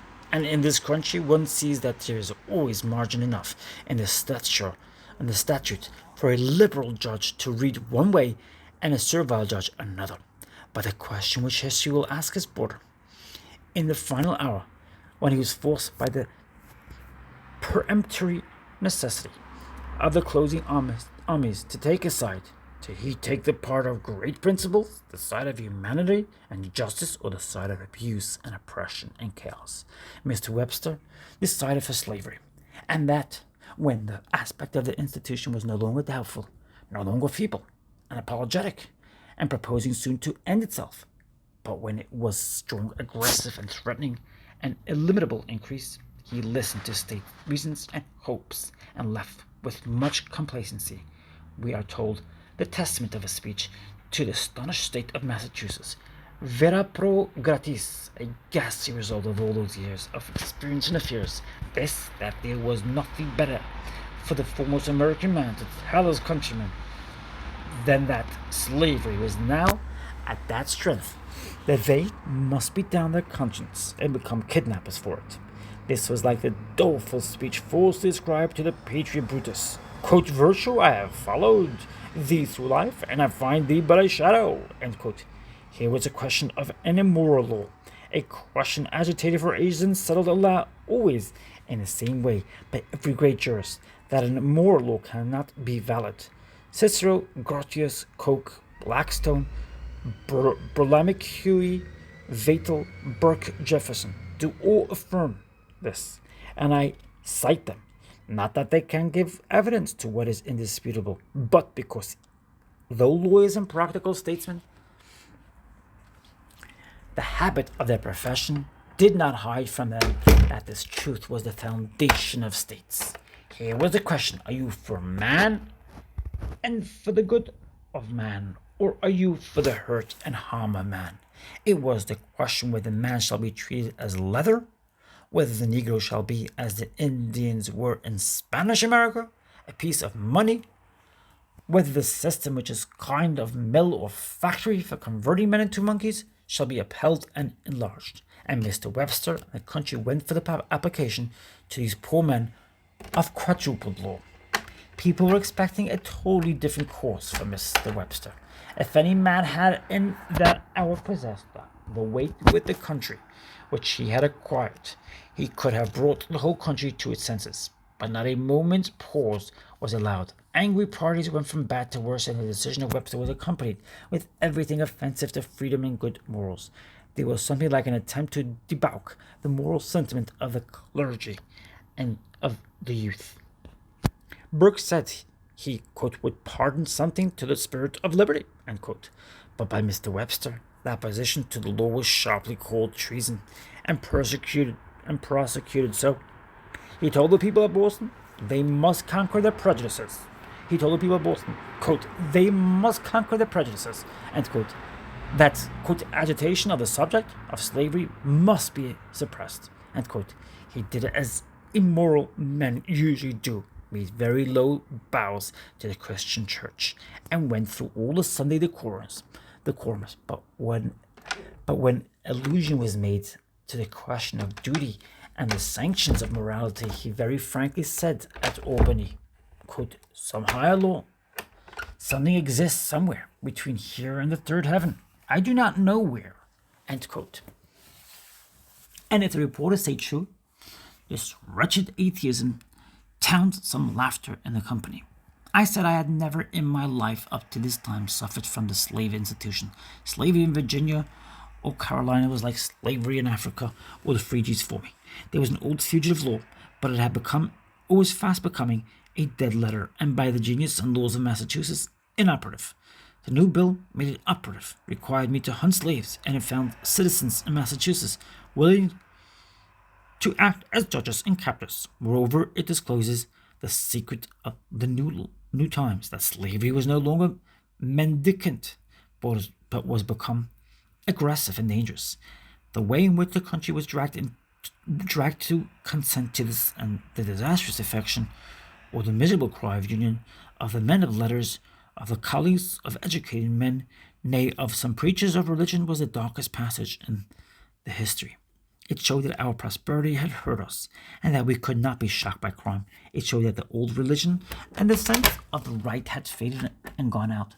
That while we reckoned ourselves a highly cultivated nation, our bellies had run away with our brains, and the principles of culture and progress did not exist.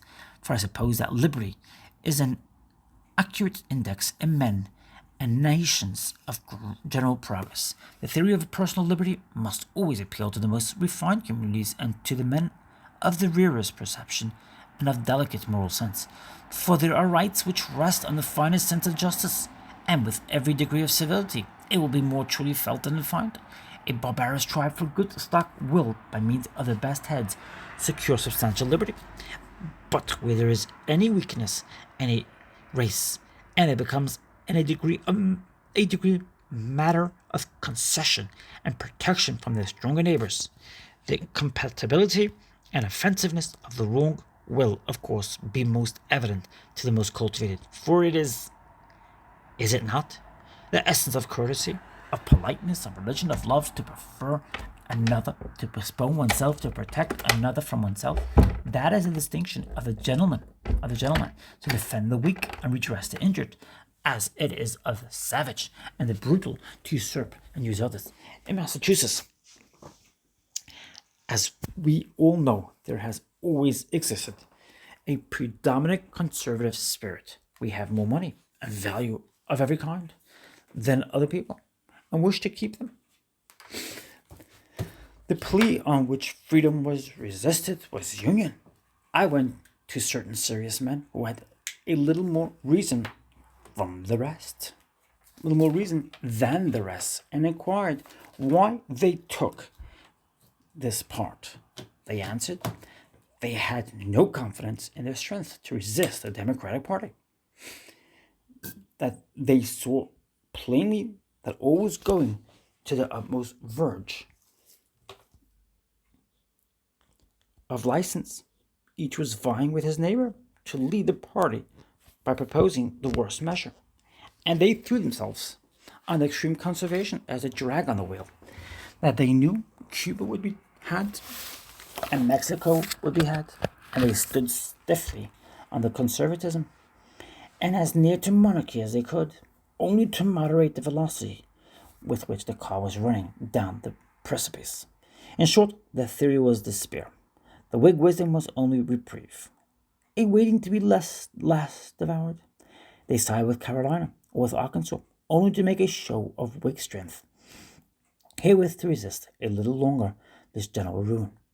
I have a respect for conservatism. I know how deeply founded it is in our nature, and how idle are all attempts to shake ourselves free from it. We are all conservatives, half Whig, half Democrat, in our essences, and might as well try to jump out of our skins as to escape from our Whiggery. There are two forces in nature. By using antagonism, we exist, the power of fate, fortune, the laws of the world, the order of things, or however else we choose to phrase it. The material necessities on the one hand, and will or duty or freedom on the other. May and musts, and the sense of right and duty on the one hand, and the material necessities on the other. May and must in vulgar politics, the Whig goes for what has been. For the old necessities, the must, the reformer goes for the better. For the ideal good, for the maize.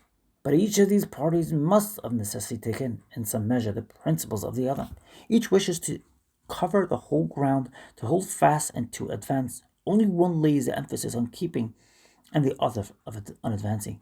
I too think the musts are a safe company to follow, and even agreeable. But if we are Whigs, let us be Whigs of nature and science, and so for all necessities let us know that over and above all the musts of poverty and appetite is the instinct of man to rise and an instinct to love and help his brother. Now, gentlemen, I think we have in this our instruction again in the simplest lesson. Events roll, millions of men are engaged, and the result is the enforcing of some of those first commandments which we heard in the nursery. We never get beyond our first lesson, for really the world exists, as I mentioned it, to teach the science of liberty, which begins with liberty from fear. The event of this month of teaching one thing plain and clear: the worthlessness of good tools to bad workmen. That official papers are of no use, resolutions of public meetings, platforms of conversations, no laws, no constituents anymore. These are all declaratory of the will of the moment and are passed with more levity and on grounds far less honorable than ordinary business transactions of the street. You relied on the Constitution.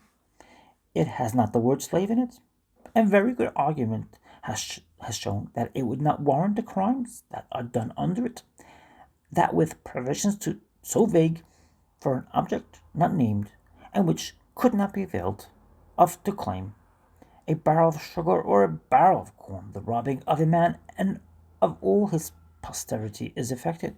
You relied on the Supreme Court. The law was right, excellent law for the lambs. But what if unhappily the judges were chosen from the wolves, and give to all the law a wolfish interpretation? You relied on the Missouri Compromise.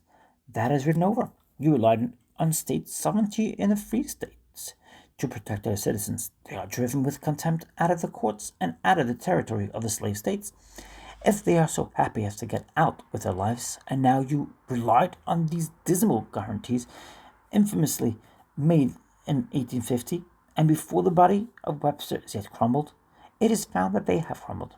This is eternal monument. This eternal monument of his fame and of the Union is rotten in 4 years. They are no guarantee to the free states. They are a guarantee to the slave states, that as they have hitherto met with no repulse, they shall meet with none. I fear there is no reliance to be put on any kind or form of covenant. No, not on sacred forms, not on churches, not on Bibles, for one would have said that a Christian would not keep slaves, but a Christian keeps slaves. Of course, they will not dare to read the Bible, won't they? Of course, they will not dare to read the Bible, won't they? They quote the Bible, quote Paul, quote Christ to justify slavery.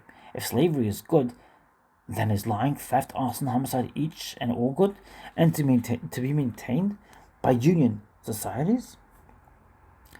These things show that no forms, neither constitutions, nor laws, nor covenants, nor churches, nor Bibles, are of any use in themselves. The devil nestles comfortably into them all.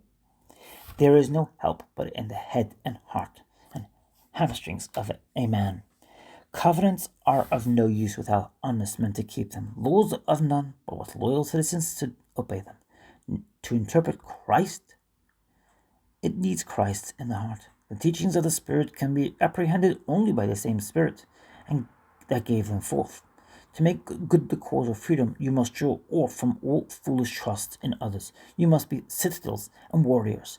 Yourselves declarations of independence, the charter, the battle, and the victory. Cromwell said, quote, "We can only resist the superior training of the king's soldiers by enlisting godly men." End quote. And no man has a right to hope that the laws of New York will defend him from the contamination of slaves another day, until he has made up his mind that he will not owe his protection to the laws of New York, but to his own sense and spirit. Then he protects New York. He only who is able to stand alone is qualified for society. And that I understand to be the end for which a soul exists in this world, to be himself, the counterbalance of all falsehood and all wrong. Quote, "The army of unright is encamped from pole to pole, but the road of victory is known to the just." End quote. Everything may be taken away. He may be poor, he may be houseless, yet he will know out of his arms to make a pillow, and out of his breast a bolster. Why hath the minority no influence? Because they have not a real minority of one. I conceive that thus to detach a man and make him feel that he is to owe all to himself in the way to make him strong and rich, and here the optimist must find, if anywhere, the benefit of slavery. We have many teachers. We are in this world for culture to be instructed in realities and the laws of moral and intelligent nature, and our education is not conducted by toys and luxuries, but by austerity and rugged masters, by poverty, solitude, passions, war, slavery, to know that paradise is under the shadow of swords, that divine sentiments which are always soliciting us are breathed into us from on high, and are an offset to a universe of suffering and crime. That self-reliance, the height and perfection of man, is reliance on God. The inside of the religious sentiment will disclose to him unexpected aids in the nature of things. The Persian Saidi said, "Could beware of hurting the orphan. When the orphan sets a crying, the throne of the Almighty is rocked from side to side." End quote. Whenever a man has come to this mind that there is no church for him but his believing prayer, no constitution but his dealing well and justly with his neighbor, no liberty but his invincible will to do right, and certain aids and allies will promptly appear, for the constitution of the universe is on his side.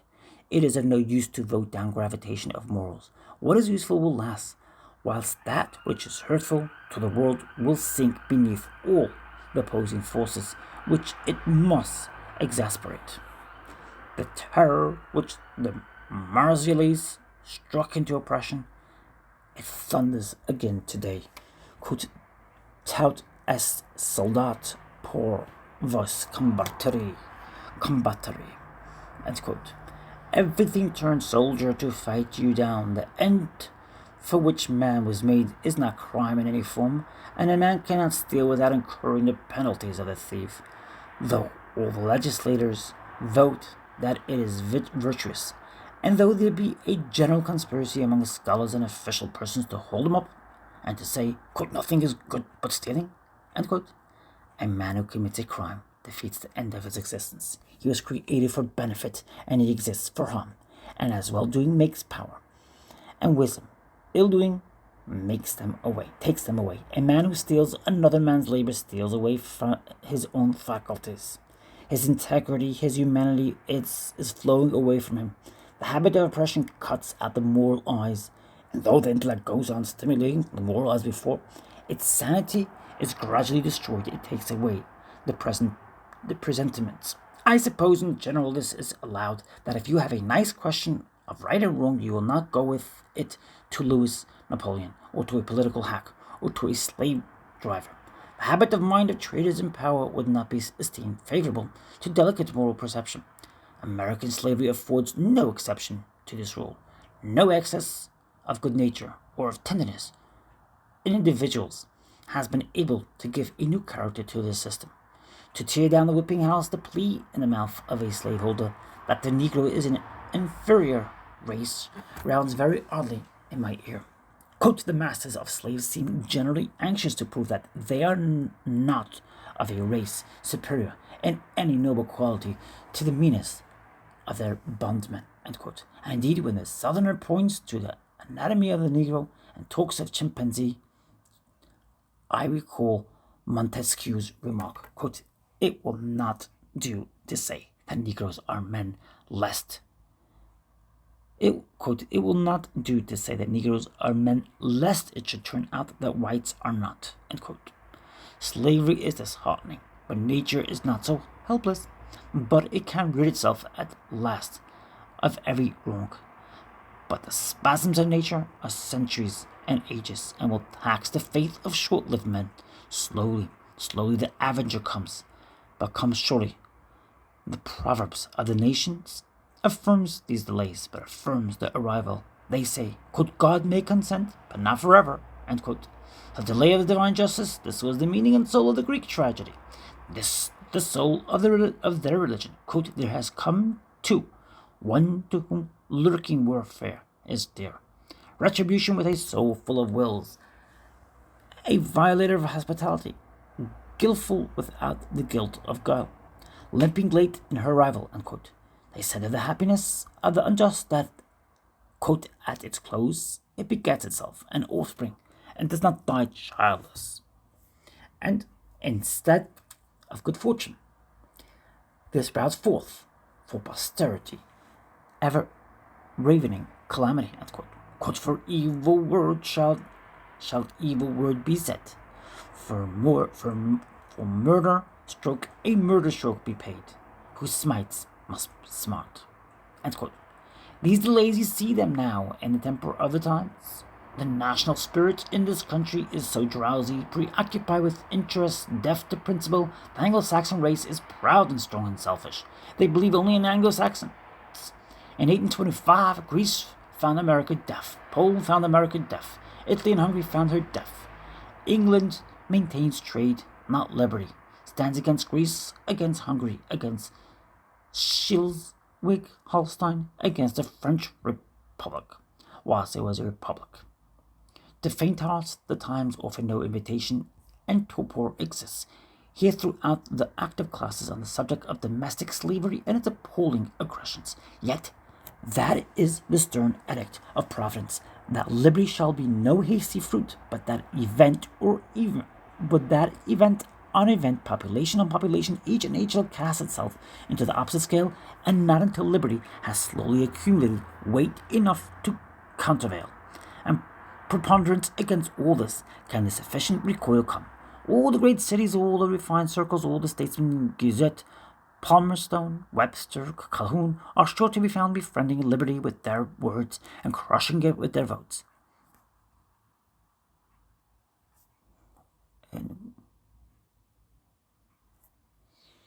Liberty is never cheap. It is made difficult because freedom is the accomplishment and perfectness of man. He is a finished man, earning and bestowing good, equal to the world, at home in nature and dignifying that. The son does not see anything nobler and has nothing to teach him. Therefore mountains of difficulty must be surmounted. Stern trials meet, wills of seduction, dangers healed by a quarantine of calamities to measure his strength before he dare say, I am free. Whilst the inconsistency of slavery with the principles on which the world is built guarantees its downfall, I own that the patience it requires is almost too sublime for mortals, and seems to demand of us more than mere hoping. And when one sees how fast the rot spreads, it is growing serious. I think we demand of superior men that they be superior in this, that the mind and the virtue shall give the verdict in their day, and accelerate so far the progress of civilization. Possession is sure to throw its stupid strength for existing power, and appetite and ambition will go for that.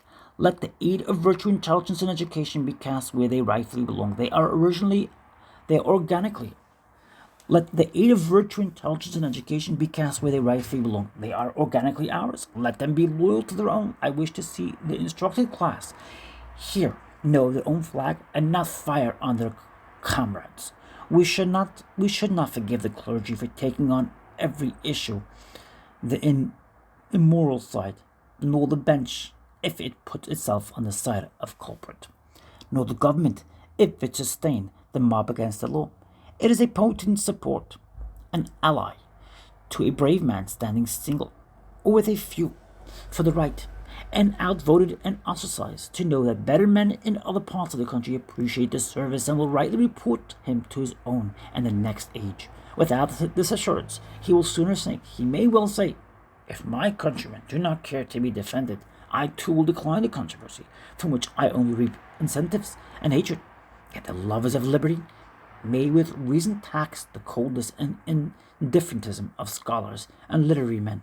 They are lovers of liberty in Greece and Rome, and in the English Commonwealth, but they are lukewarm lovers of the liberty of America in 1854. The universities are not, in Hoby's time, quote, the core of rebellion, unquote. No, but the seat of inertness.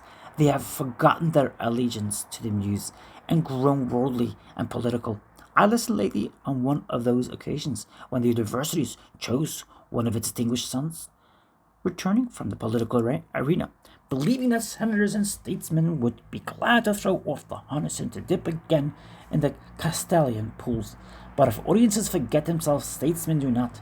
The low bows of all the crockery gods of the day were duly made only in one part of the disclosure, the orator allowed to transpire rather than against his will. A little sober sense. It was this: I am, as you see, a man virtuously inclined and only corrupted by my profession of politics. I should prefer the right side. You gentlemen of this literary and scientific schools and the important class you represent have the power to make your verdict clear and prevailing. Had you done so, you would have found me its glad organ and champion. Abstractly, I should have preferred that side, but you have not done it. You have not spoken it out. You have failed to arm me. I can only deal with masses as I find them. Abstractions are not for me. I go, then, for such parties and opinions as have provided me with a working apparatus. I give you my word, not without regret, that I was first for you, and though I am now to deny and condemn you, you see it is not my will, but the party necessity. Having made this manifesto and professed his adoration for liberty in the time of his grandfathers, he proceeded with his work of denouncing freedom and free men at the present day, much in the tone and spirit in which Lord Bacon prosecuted his benefactor Essex. He denounced every name and aspect under which liberty and progress dare show themselves in this age and country, but with a lingering conscience, which qualified each sentence with a recommendation to mercy.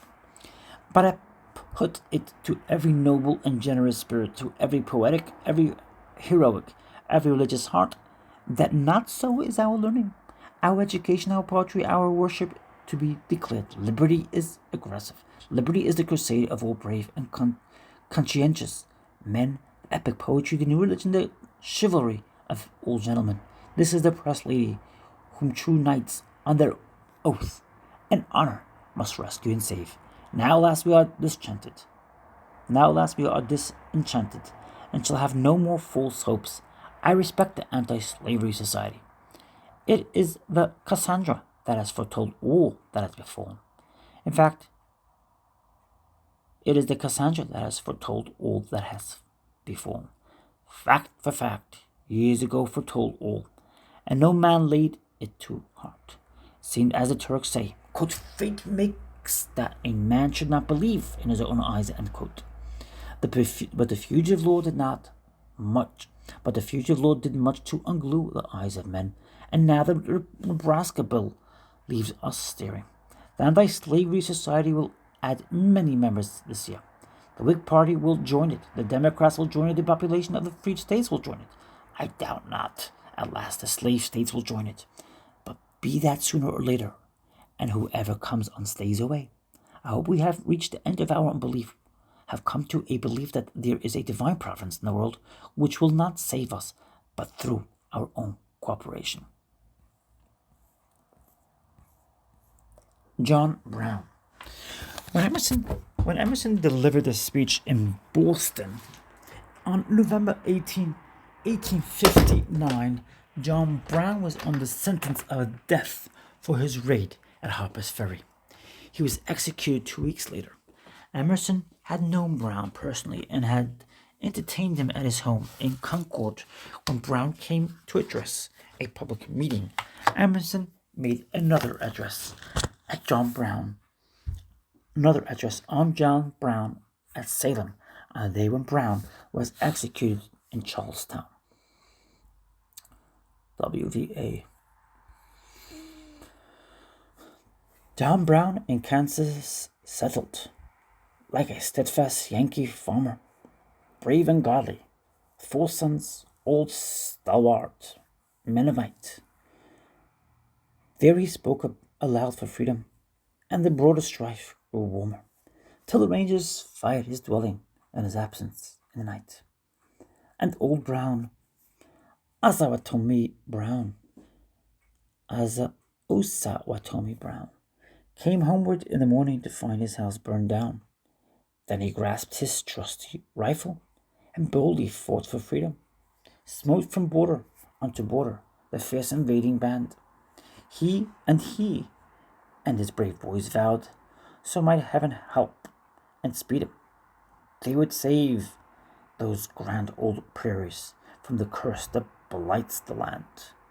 And old Brown, Osawatomie Brown, said, "Boys, the Lord will aid us," and he shoved his ramrod down. End quote.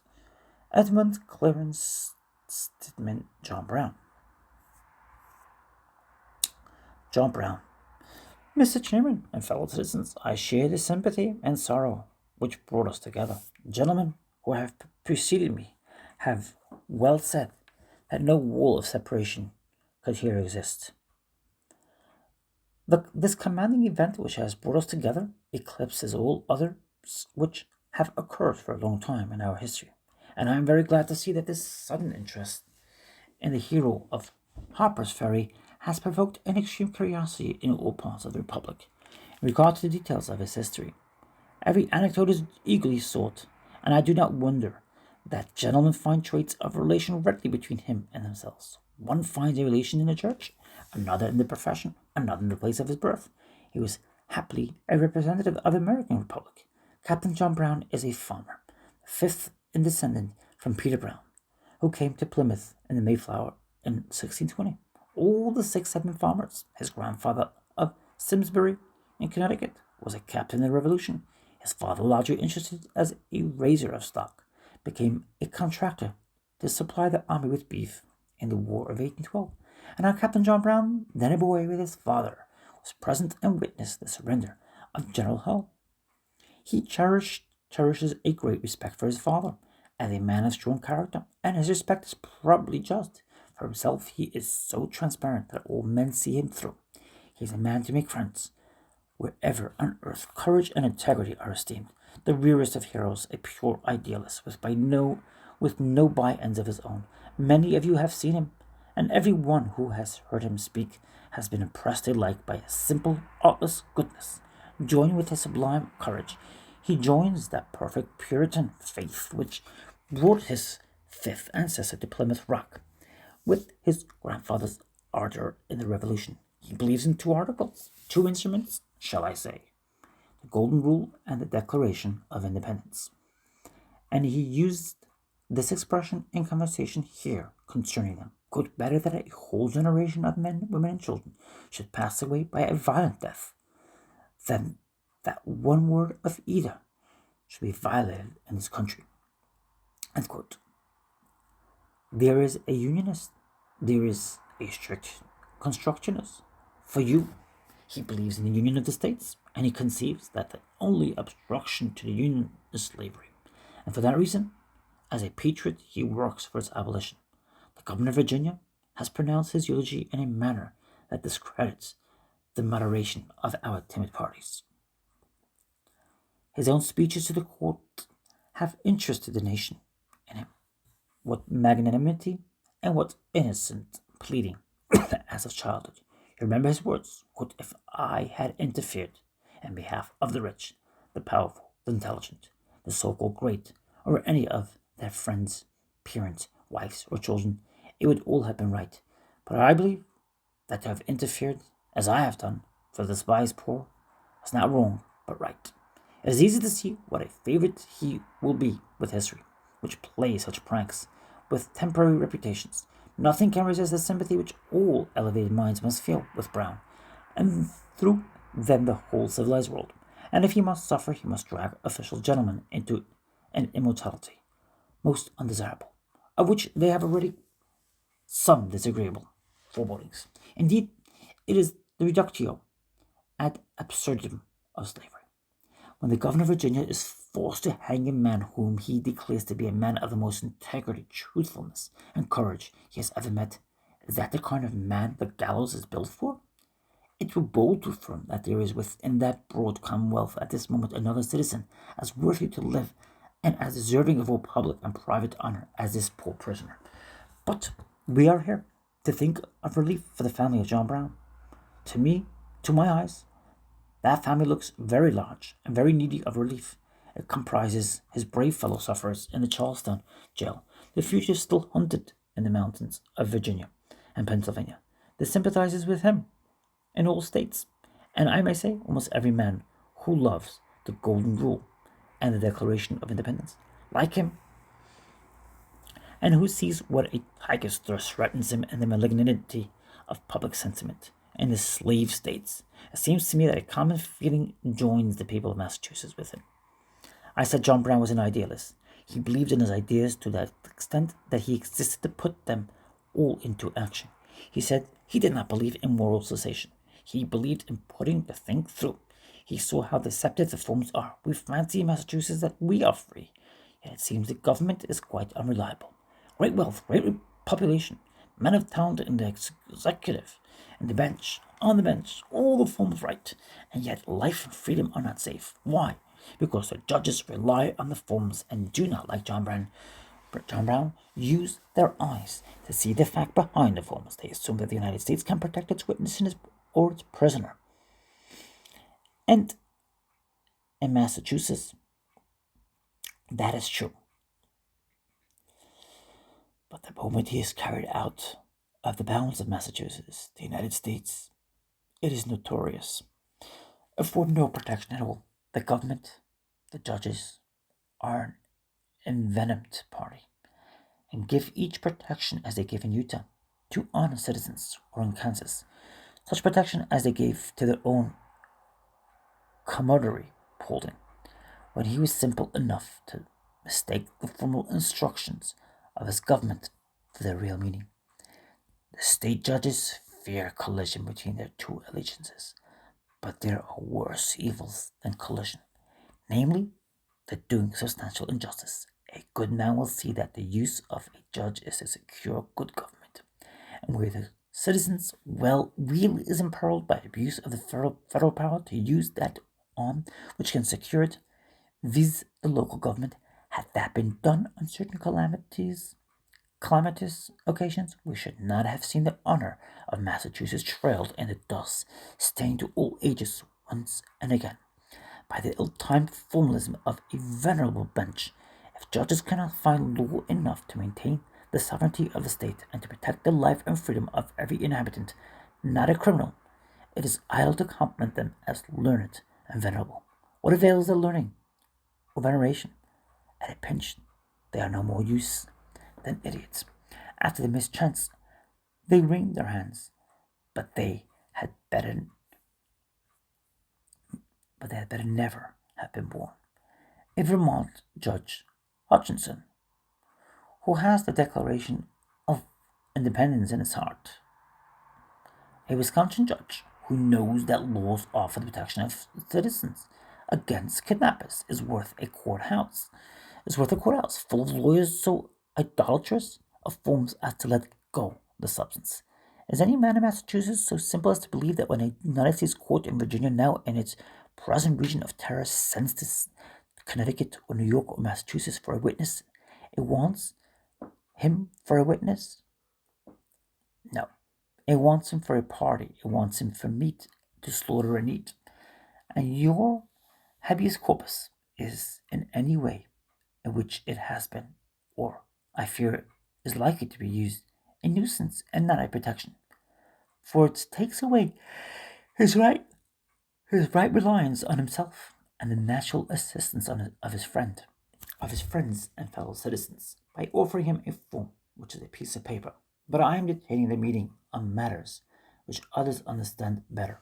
I hope that in administering relief to John Brown's family, we shall remember all those whom his fate concerns, all who are in sympathy with him, and not forget to aid him in the best way by securing freedom and independence in Massachusetts.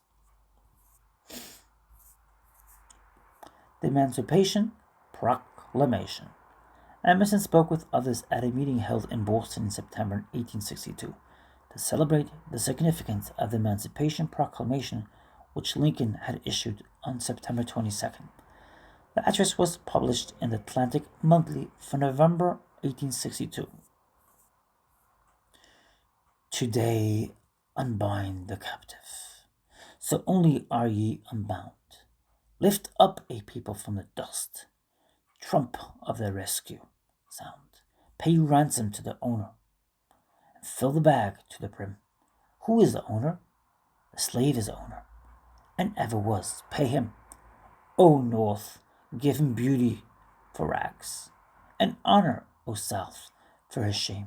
Nevada, coin their golden crags, with freedom's image a name. Up, and the dusky race that sat in darkness long, be swift their feet as antelopes, and as behemoth strong. Come east and west and north, by races as snowflakes, and carry my purpose forth, which neither holds nor shakes. My will fulfilled shall be, for daylight or in dark. My thunderbolt has eyes to see his way home to the mark. The Emancipation Proclamation, in so many arid forms which states encross themselves with once in a century, if so often a poetic act and record occur.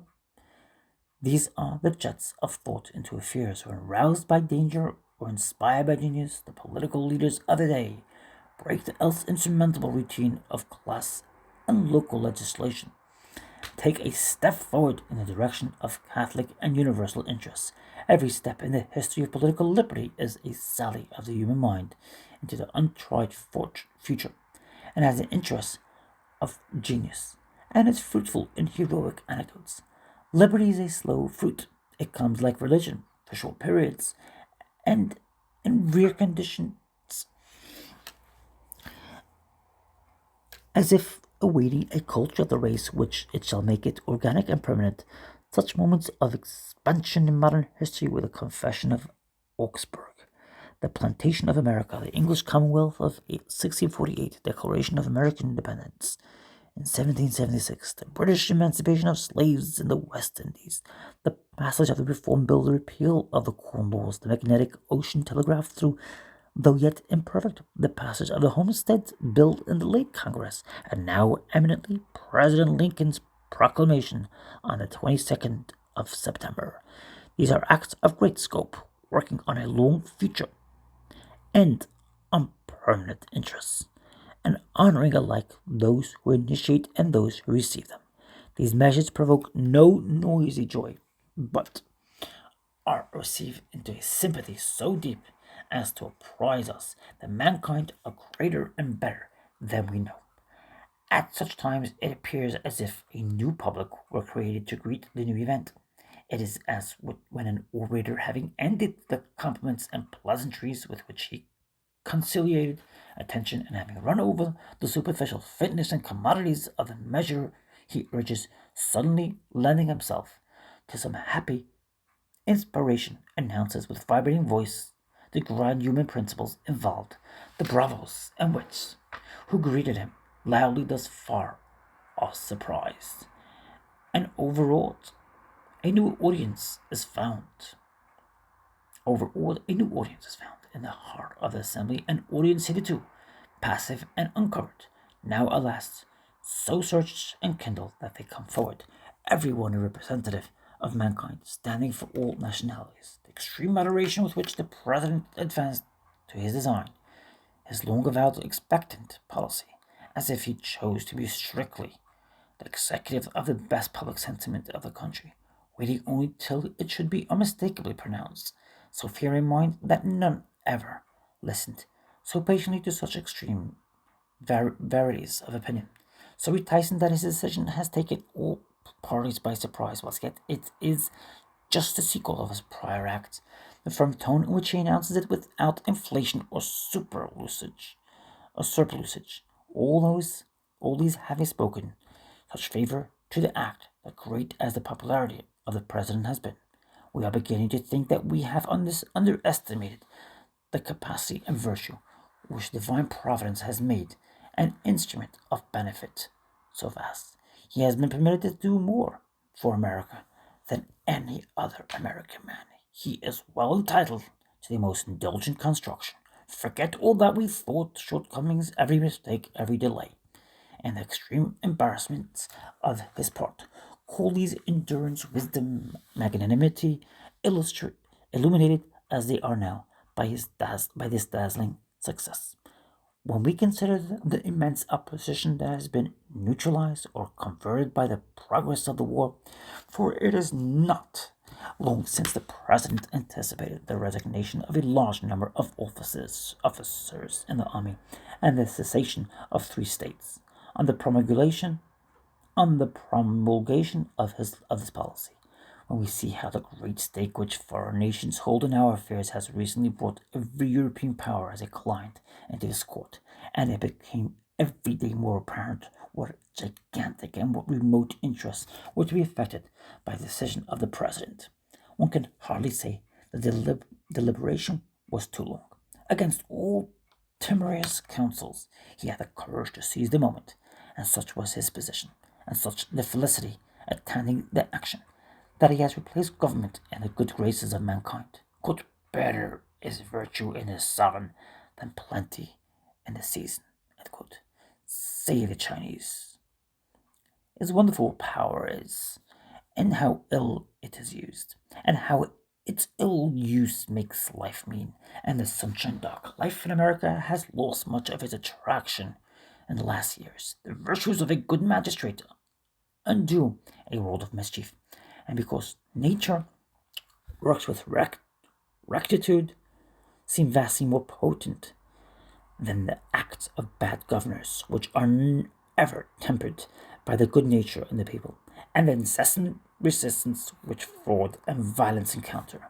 The acts of good governors work as geometrical ratio, as one midsummer day seems to repair the damage of a year of war, a day which most of us dared not hope to see, an event worth the dreadful whirl, worth its course and uncertainty, seems now to be close before us. October, November, December will have passed, ever beating hearts and plodding brains. Then the hour will strike, and all men of African descent who have faculty enough to find their way to our lines are assured of the protection of American law. It is by no means necessary that this measure should be suddenly marked by any signal results on the Negroes or on the rebel masters.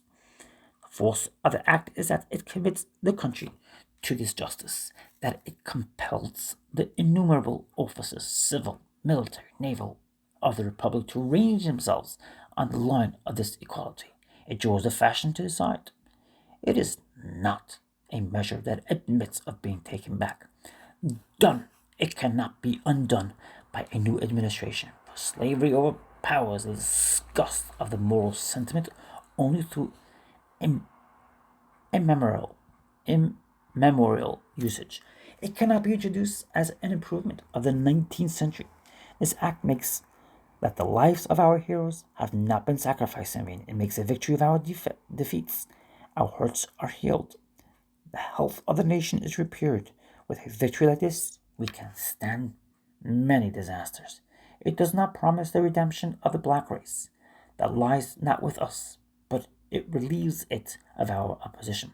The President, by this act, has paroled all the slaves in America. They will no more fight against us, and it relieves our race once for all of its crime and false position. The first condition of success is secured in putting ourselves right. We have recovered ourselves from our false position and planted ourselves on a law of nature. If that fail, the pillared firmament is rottenness, an earth's base built on stubble. The government has assured itself of the best constituency in the world. Every spark of intellect, every virtuous feeling, every religious heart, every man of honor, every poet, every philosopher, the generosity of the cities, the health of the country, the strong arms of the mechanic, the endurance of farmers, the passionate conscience of women, the sympathy of distant nations all rally to its support. Of course, we are assuming the firmness of the policy thus declared. It must not be a paper of proclamation. It must not be a paper proclamation. We confide that Mr. Lincoln is in earnest, and as he has been slow in making up his mind, has resisted the importunity of parties and events to the latest movement. He will be as absolute in his adhesion. Not only will he repeat and follow up his stroke, but the nation will add its irresistible strength. If the ruler has duties, so has the citizens. If the ruler has duties, so has the citizen. Times like these, when the nation is imperiled, what man can, without shame, receive good news from day to day, without giving good news of himself? What right has anyone to read in the journals tidings of victories, if he has not brought them on by his own valor, treasure, personal sacrifice, or by service as good in his own department? With his blood removed from our national honor, this heavy load lifted off the national heart, we shall not fear henceforth to show our faces among mankind. We shall cease to be hypocrites and pretenders, but what we have styled our free institutions, we will be such. In the light of this event, the public distrust begins to be removed. What if the broker's quotations show our stocks discredited, and the gold dollar costs 127 cents? These tables are fallacious. Every acre in the Free States gained substantial value in the 22nd of September. On the 22nd of September, the cause of disunion and war has been reached and begun to be removed. Every man's house, lot, and garden are relieved of the malaria, which the purest winds and strongest sunshine could not penetrate and purge. The territory of the Union shines today with a lustre which every European emigrant can discern from far, a sign of inmost security and permanence. It is feared that taxes will check Is it feared that taxes will check immigration? That depends on what the taxes are spent for. If they go to fill up this yawning dismal swamp, which engulfs armies and populations and created plagues and neutralized hitherto all the vast capabilities of this continent, then this taxation, which makes land wholesome and habitable, and will draw all men into it, is the best investment in which property holder ever launched his earnings. Whilst we have pointed out the opportunities of the proclamation, it remains to be said that the President had no choice. He might look wistfully for what variety of courses lay open to him. Every line but one was closed up with fire. This one too bristled with danger, but through it was the sole safety.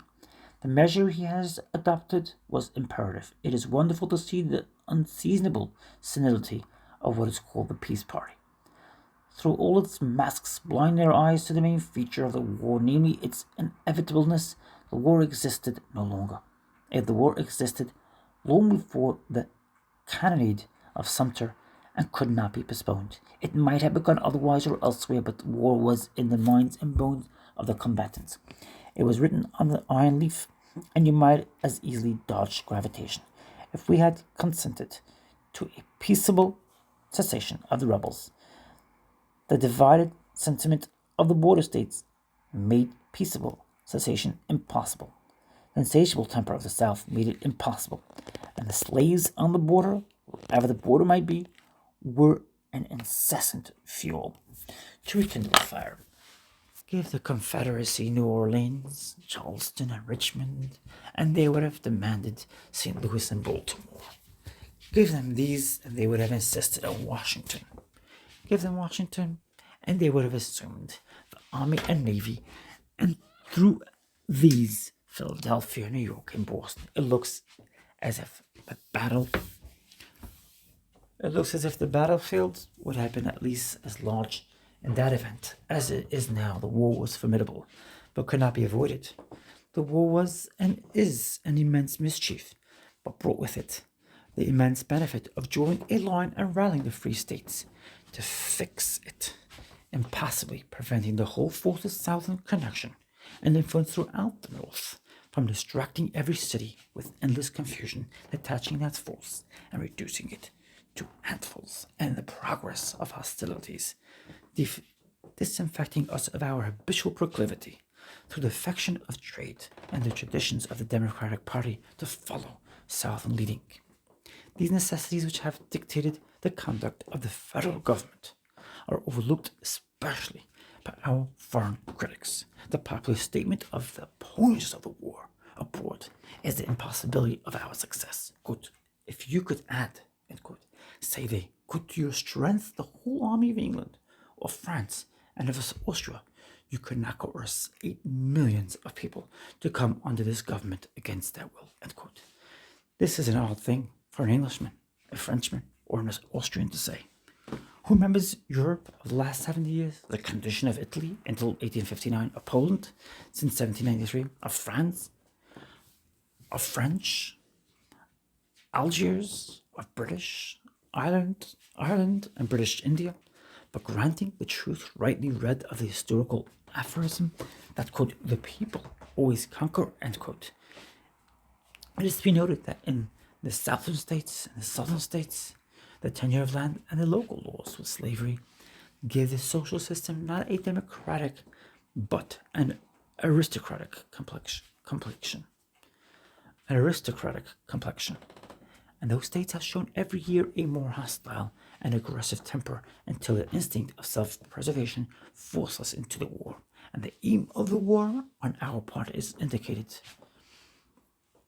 by the aim of the President's proclamation, namely to break up the false combination of Southern society, to destroy the piratic feature in it, which makes it our enemy only as it is the enemy of the human race, and to follow its reconstruction on a just and healthful basis. These new affirmatives will act the old repulsion. These new affinities will act, the old repulsion will cease, and the cause of war being removed, nature and trade may be trusted to establish a lasting peace. We think we cannot overstate the wisdom and benefit of this act on the government.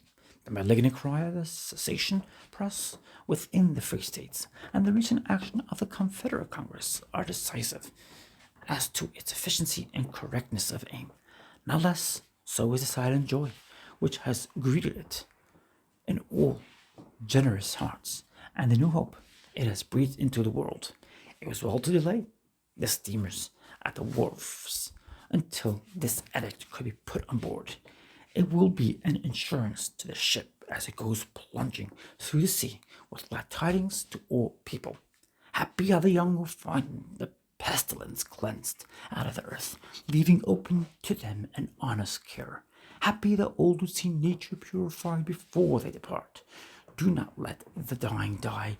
Hold them back to this world until you have changed their ear and heart with this message to other spiritual societies announcing the amelioration of our planet. Quote, uncertainties now crown themselves assured, and peace proclaims hours of endless age. End quotes. Meantime, that ill-fated, much-injured race, with the proclamation of respects, will lose somewhat of the dejection sculptured for ages in the bronze continents, uttered in the wailing of the plaintive music, a race naturally benevolent, docile, industrious, and whose very miseries sprang from their great talent for usefulness, which in a more moral age will not only defend their independence, but will give them a rank among nations. Thoreau. Thoreau and Emerson were neighbors and friends during most of Thoreau's mature years. Thoreau was 14 years Emerson's junior. In 1841, Thoreau lived in Emerson's home as a member of the family, freeing Emerson from many practical duties for which he was unfitted, and he lived here again in 1847-48 to 48, when Emerson was in England. Thoreau built his renowned hut at Walton Pond, on land that belonged to Emerson. There were marked differences in temperament that made friendship harsh and difficult at times, and apparently there were also periods of estrangement. But Thoreau believed in Emerson's philosophy, and being of passionate disposition, carried the philosophy to its logical conclusion of personal rebellion. Thoreau died from tuberculosis on May 6, 1982. Emerson made the address at the funeral services. In August, it was printed with some changes in the Atlantic Monthly. This is the printed version of the memorial address.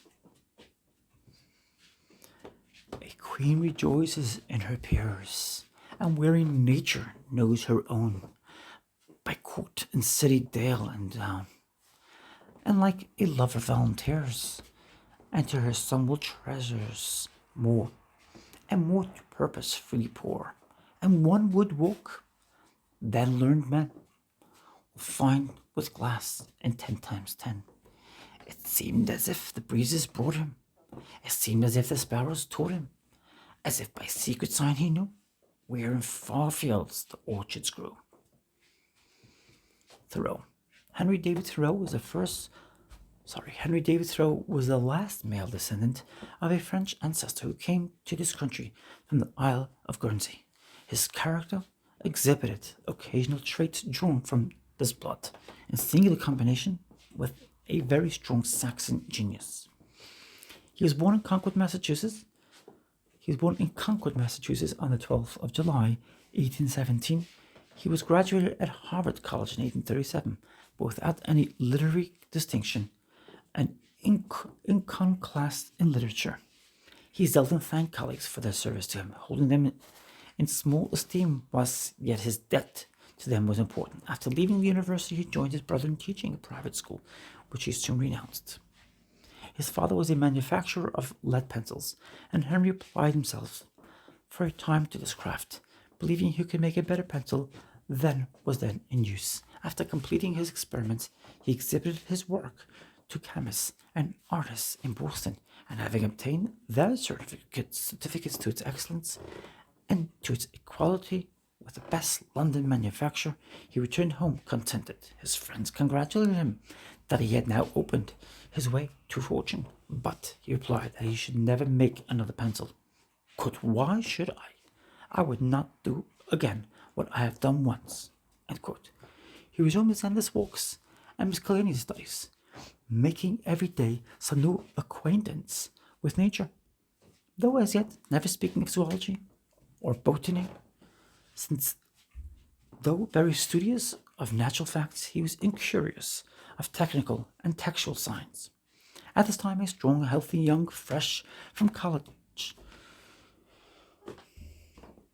whilst all his companions were choosing their profession or eager to begin some lucrative employment, it was inevitable that his thoughts should be exercised on the same question, and it required rare decision to refuse all the accustomed paths and keep his solitary freedom at the cost of disappointing the natural expectations of his family and friends. All the more difficult that he had a perfect probity was exact in securing his own independence and in holding every man to the like duty. But Thoreau never faltered. He was born Protestant. He declined to give up his large ambition of knowledge and action for any narrow craft or profession, aiming at a much more comprehensive calling, the art of living well. If he slighted and defied the opinions of others, it was only that he was more intent to reconcile his practice with his own belief. Never idle or self-indulgent, he preferred, when he wanted money, earning it by some piece of manual labor agreeable to him, as building a boat or a fence, planting, grafting, surveying, or other short work, to any long engagements. With his hardy habits and few wants, his skill in woodcraft, and his powerful arithmetic, he was very competent to live in any part of the world. It would cost him less time to supply his wants than another. He was therefore secure of his leisure. I'm going to end the video here. I'm going to end the book reading here. Please feel free to share your thoughts, your comments, your feedback. What do you think of my style of reading? Does my reading voice resonate with you? Please do share that in the comment section down below. Please like or dislike this video by pressing on the like or dislike button. Please subscribe if you haven't already. Keep on sharing your beautiful light. You're beautiful, and the world has much to gain by your presence. I love you. Take care.